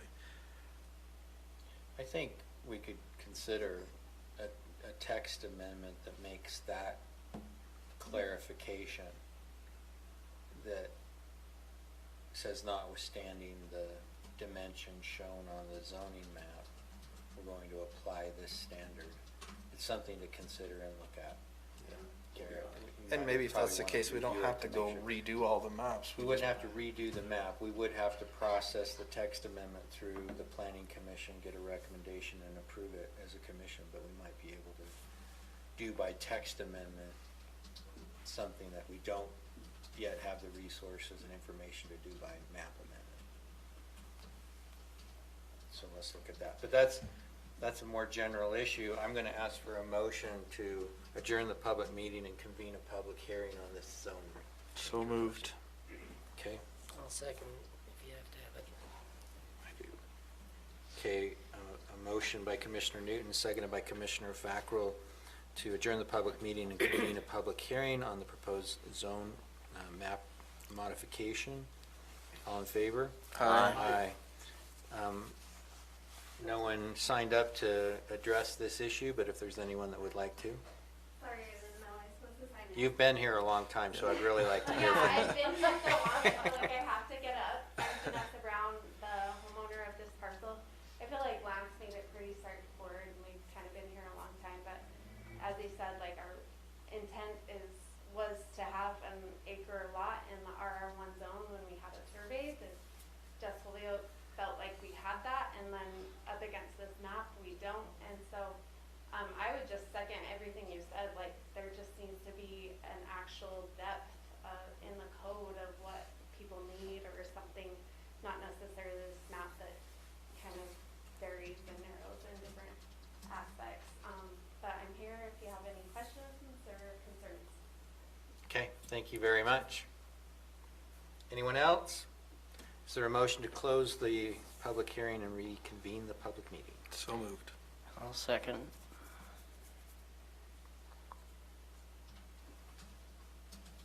Okay, I think I got the motion. I may have said it wrong.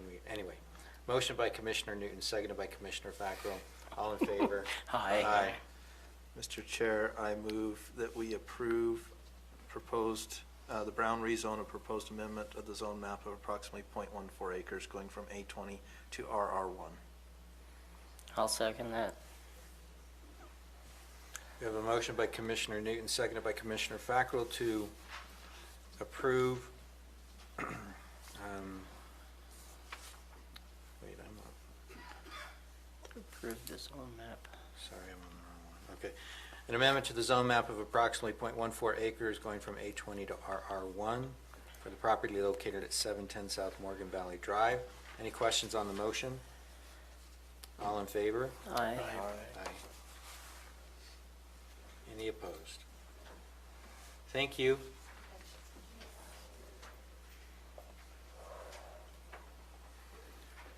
All right. And then we had our budget hearing. Commissioner comments. We noticed the positions for the Weber Basin water and your transportation trails, Active intermodal transportation. active transportation, and we didn't receive any applications. Right. So I'm gonna move forward with the recommendation for the 3 individuals we had discussed previously.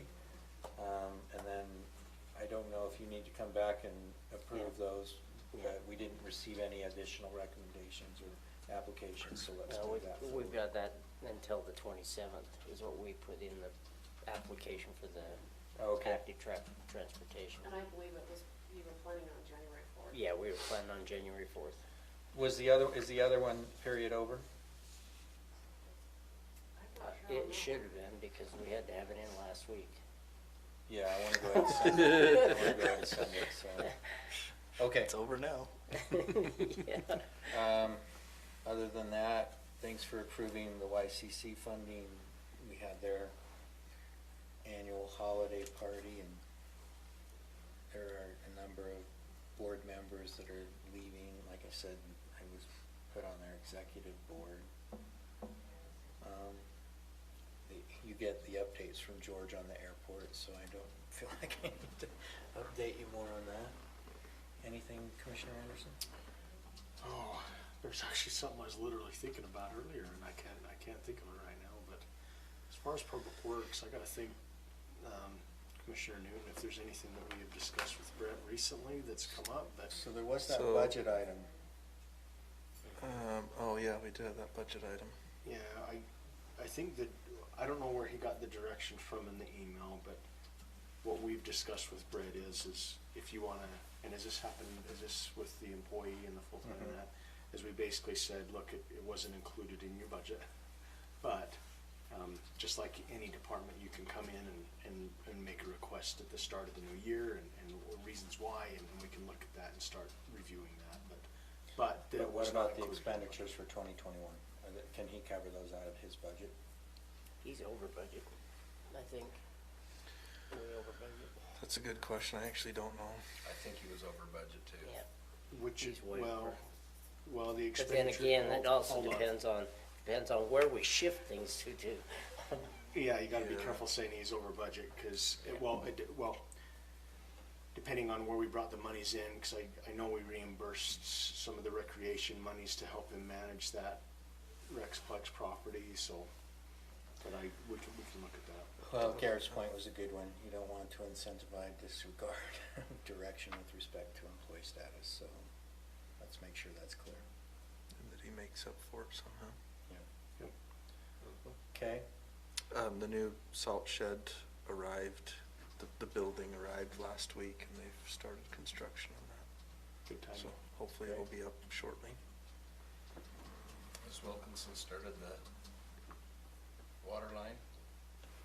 They were supposed to have, I'm not sure they've I started. haven't noticed any construction going on there, so I don't know. at the fair, grounds. Yeah, I haven't seen any construction going on there yet. One other thing, that's the thing I was thinking of. Currently working on an agreement with the school board, on the recreation, department. So we have an agreement that we have, and it's kind of raw. It doesn't really go into details on what Matt and I, Commissioner Wilson and I have dealt with over the past year, so, the school board actually had their attorney send a rough draft of memorandum of understanding, and it was pretty rough, so I called their attorney and said, there's a lot of things we probably need to clarify, and she said, no problem, I just needed to start it, so Commissioner Wilson and I and, Director Hebden will all be working on that, and once we get that to a point where we can bring it to you guys, I think, did I say that in the email to you guys?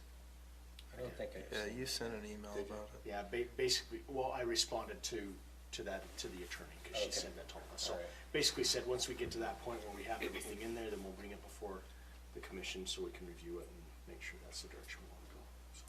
Okay, I have a question on that. Are the facilities that are there on top of that ground, are they the school's buildings, or are they ours, county's? Right. So what we're doing is, it's school property, and we're actually gonna do the best we can with all the documentation we have. We're working with the school, and we're basically designating where each, you can call it property, where each of the items came from. There's a four-wheeler, there's the shed, there's so many different things out there, and we're gonna say, how was this funded and where did it come from? It's a little bit interesting because, and the rec board back then, I believe the school and the county put in the same amount of dollars. So it's not, did. I don't think there's gonna be really a struggle necessarily. It's just, look, here's the accounting of everything. Let's make sure we have good direction moving forward. So, Okay, I just wanna make sure. As do Because we. according to what I read from that email you sent me, is everything was theirs, and that we had to conform to everything they had, and I just wanna make sure that we've got everything You know, straight in this interlocal. The communications we've had with the school's been phenomenal. Okay. We are all on the same page. I think it'd be, we all agreeing to recreation in the county. It's helpful for the residents, for the school. It's a great thing that we're all agreeing on. So I don't think it's that way, but Okay. we'll get there. And did we ever approve to go ahead with keeping the recreation department head going as the department head? Because we never Can we did. discuss that? Or do we go into closed session for that? We do need to do that.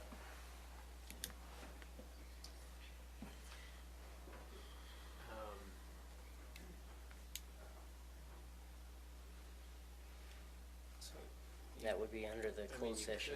you could discuss it. If it's under closed session, it would have to be specific to, Well, Character and competency of an competence. individual. so Well, it's not just, To Hey, add to, Lance? yeah. it's not that. Here, that one on that table was for you, but you can leave it for Julie, and then you take this one.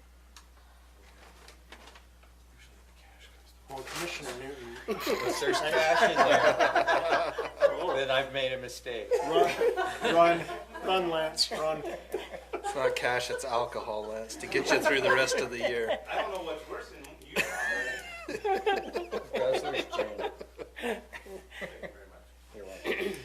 Since I've interrupted you, do you have any questions on the Wasatch Peaks final plat? I just, So it's not going to be recorded because there are details on the plat that still need to be worked out, or is part of the county process? there's still details on the plat. We Okay. got we were going extremely fast through this process. Everybody's very busy. Our county surveyor did their review. There was 39 items to correct. And they're going to get that to us tomorrow. And then the county surveyor is also gone next week. So if he doesn't have time to re-review it and get it signed, not to mention a couple of the other things that need to be done, not to throw him under the bus, he's working very hard.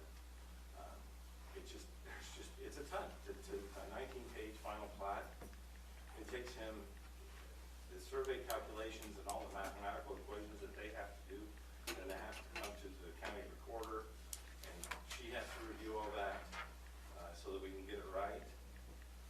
There was no way Okay. we were printing Mylar by the 29th and getting all the signatures on it. So I understand. I just wanted you to all know that, and that's why we wanted to postpone the subdivision assurance amendment, because we can get that a little tighter. We don't need to have that done by next week.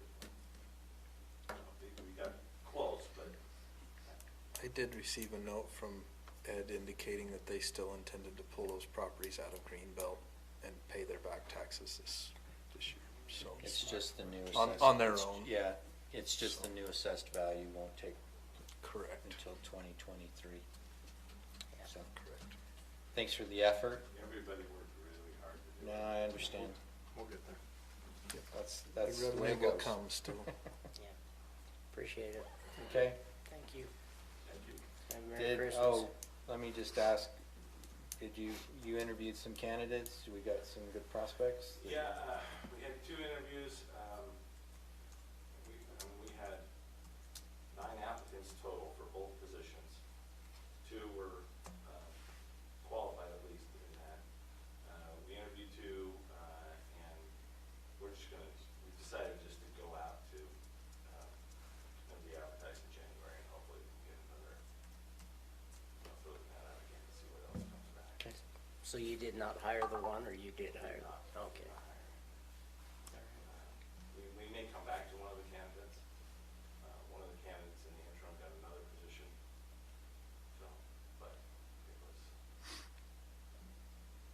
Okay, It's just something, and no one even, that's all I can say. thank you. Okay, thank you. Happy holidays. Enjoy the rest of your vacation. Lance has spent most of his vacation back- here.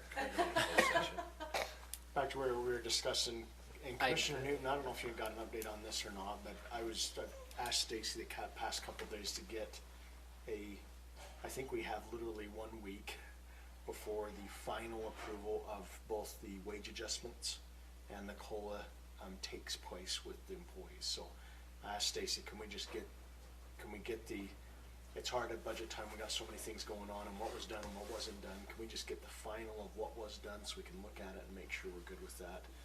Is that the one that she sent No, that's a little bit different. today? It's a little bit different because what we were discussing earlier, I didn't have the recreation directors on there. So I said, we need to have everybody's on here and what they would be, so. Okay. I brought the personal action forms. Did you want to go over them, or do you want to wait? Do we need to do that in closed session or a regular session? So I pulled it up. A closed meeting may only be held for discussion of the character, professional competence, or physical or mental health of an individual. So if it doesn't fall under that, then we can't do it It's in hard closed because, session. in my opinion, the rate would directly correlate with the professional competence, wouldn't it? Mhm. To a degree. Attorney McConnell? No. Yeah, we have to refer to you. Yeah, to a degree, but I think we ought to go into closed session and discuss it. Well, we need to discuss. We'll just have to limit it to Yeah, only that. right. To that, not all the personnel action forms is Right. what you're saying. So that one we could probably do. So let's wrap up commissioner comments and then move into that if that's what we want to do. Okay. okay, any other commissioner comments? No. I just had the comment that I wanted to say that it's been a good year and appreciate getting to know you gentlemen and working with you and looking forward to another good year. And staff as well, looking forward to working with you. And Leslie, thanks Garrett for joining us. Why not? May I ask a question? Yes. Did you advertise for the Weaver Morgan self-employed Yes. position? Yes. I thought we did, didn't we? I haven't seen I haven't the heard it. advertisement, so. And you were the only applicant. No, she wasn't. No, there was two. Just There was two teasing. more. Yeah. Yeah, I don't know anything about that. And I passed them on to Stacy. So one other comment. But we need to, technically, we need to advertise it, so can we verify that with Stacy? And it's Weaver Morgan Health. Well, I wonder how they would have. If it was, then they I had to have wonder how they would've- advertised if you got applicants. No, there was an applicant before you, there was an applicant in October before you even knew what I was. Oh. Yeah, there was one. The word got out, So something I happened. just got 2 emails, is what I was. I've only looking had at. one email. Everybody's excited about masks I and don't know health if we department advertise it. mandates, so they Okay, want to I'll be on ask the board. Okay, let's verify that. And both of them were in the medical Back. field. I thought that was interesting. That is interesting. Back to another point. From an earlier thing that we discussed earlier, the road that was in question up in Porterville with Kerry Rousers, it is considered a county road according to Debbie Sessions. It's considered Right, that. that's We what- knew that. That's why what we're they doing said. it. That's why it was dedicated, yeah. Okay, all right, just wanted to make sure. Okay, as far as broadband update, I hope everybody's enjoying it. I know they're having trouble with the one up by my place, but just going in and out, so. But I've for had the a rest little of of it, that, but I think I need to get a new router, mesh router. yeah. But other than that, I love the speed. Yeah, it's definitely faster. It's definitely wonderful. Okay, That's it. so unless you Are want we to gonna make go a into motion. So I'll make executive a motion, session? we go in closed session to discuss litigation and professional conduct. Competency Competence. and character of an individual. Professional Competence. competence and character of an individual.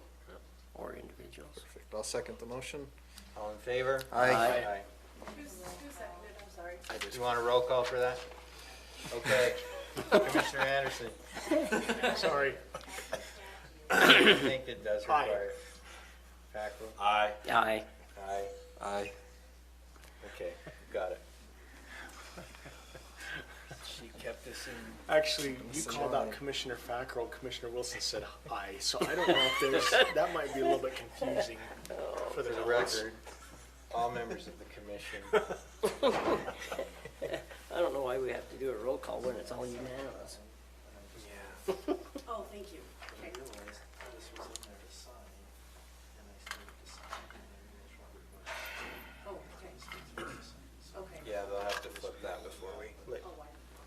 Leslie, do we need to let them know to flip that? I just texted him, so hold on, I got all this. Okay. Maybe he's eating a burrito or something. That's not fair. We're a little bit impatient. Yeah.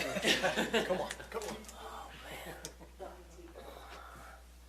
let him know, because we're broadcasting this, and if there's session, it's not broadcast. It would be nice if we had the ability to change that here, but it's probably better for purposes of a public record and access to have it done. I could bring my He gun. must be writing a novel. Do you want to borrow mine? It's just gonna get expensive when we replace the camera every few meetings. 2 seconds behind? 3 seconds behind? So you're watching it then. Just pull it on. Don't we gotta turn off that mic, or don't we? Usually that has to flip, so. Stacy always had that flipping by the last guy saying aye. Don't we have to turn that switch down there? He did. Oh, Garrett okay. flipped the switch and shut Okay, I can't see No, it. it's not. She's ignoring me like my wife does. Wow. She heard that. He's I giving said- you a hard time. I said Stacy always had that flipping by the time the last person said aye.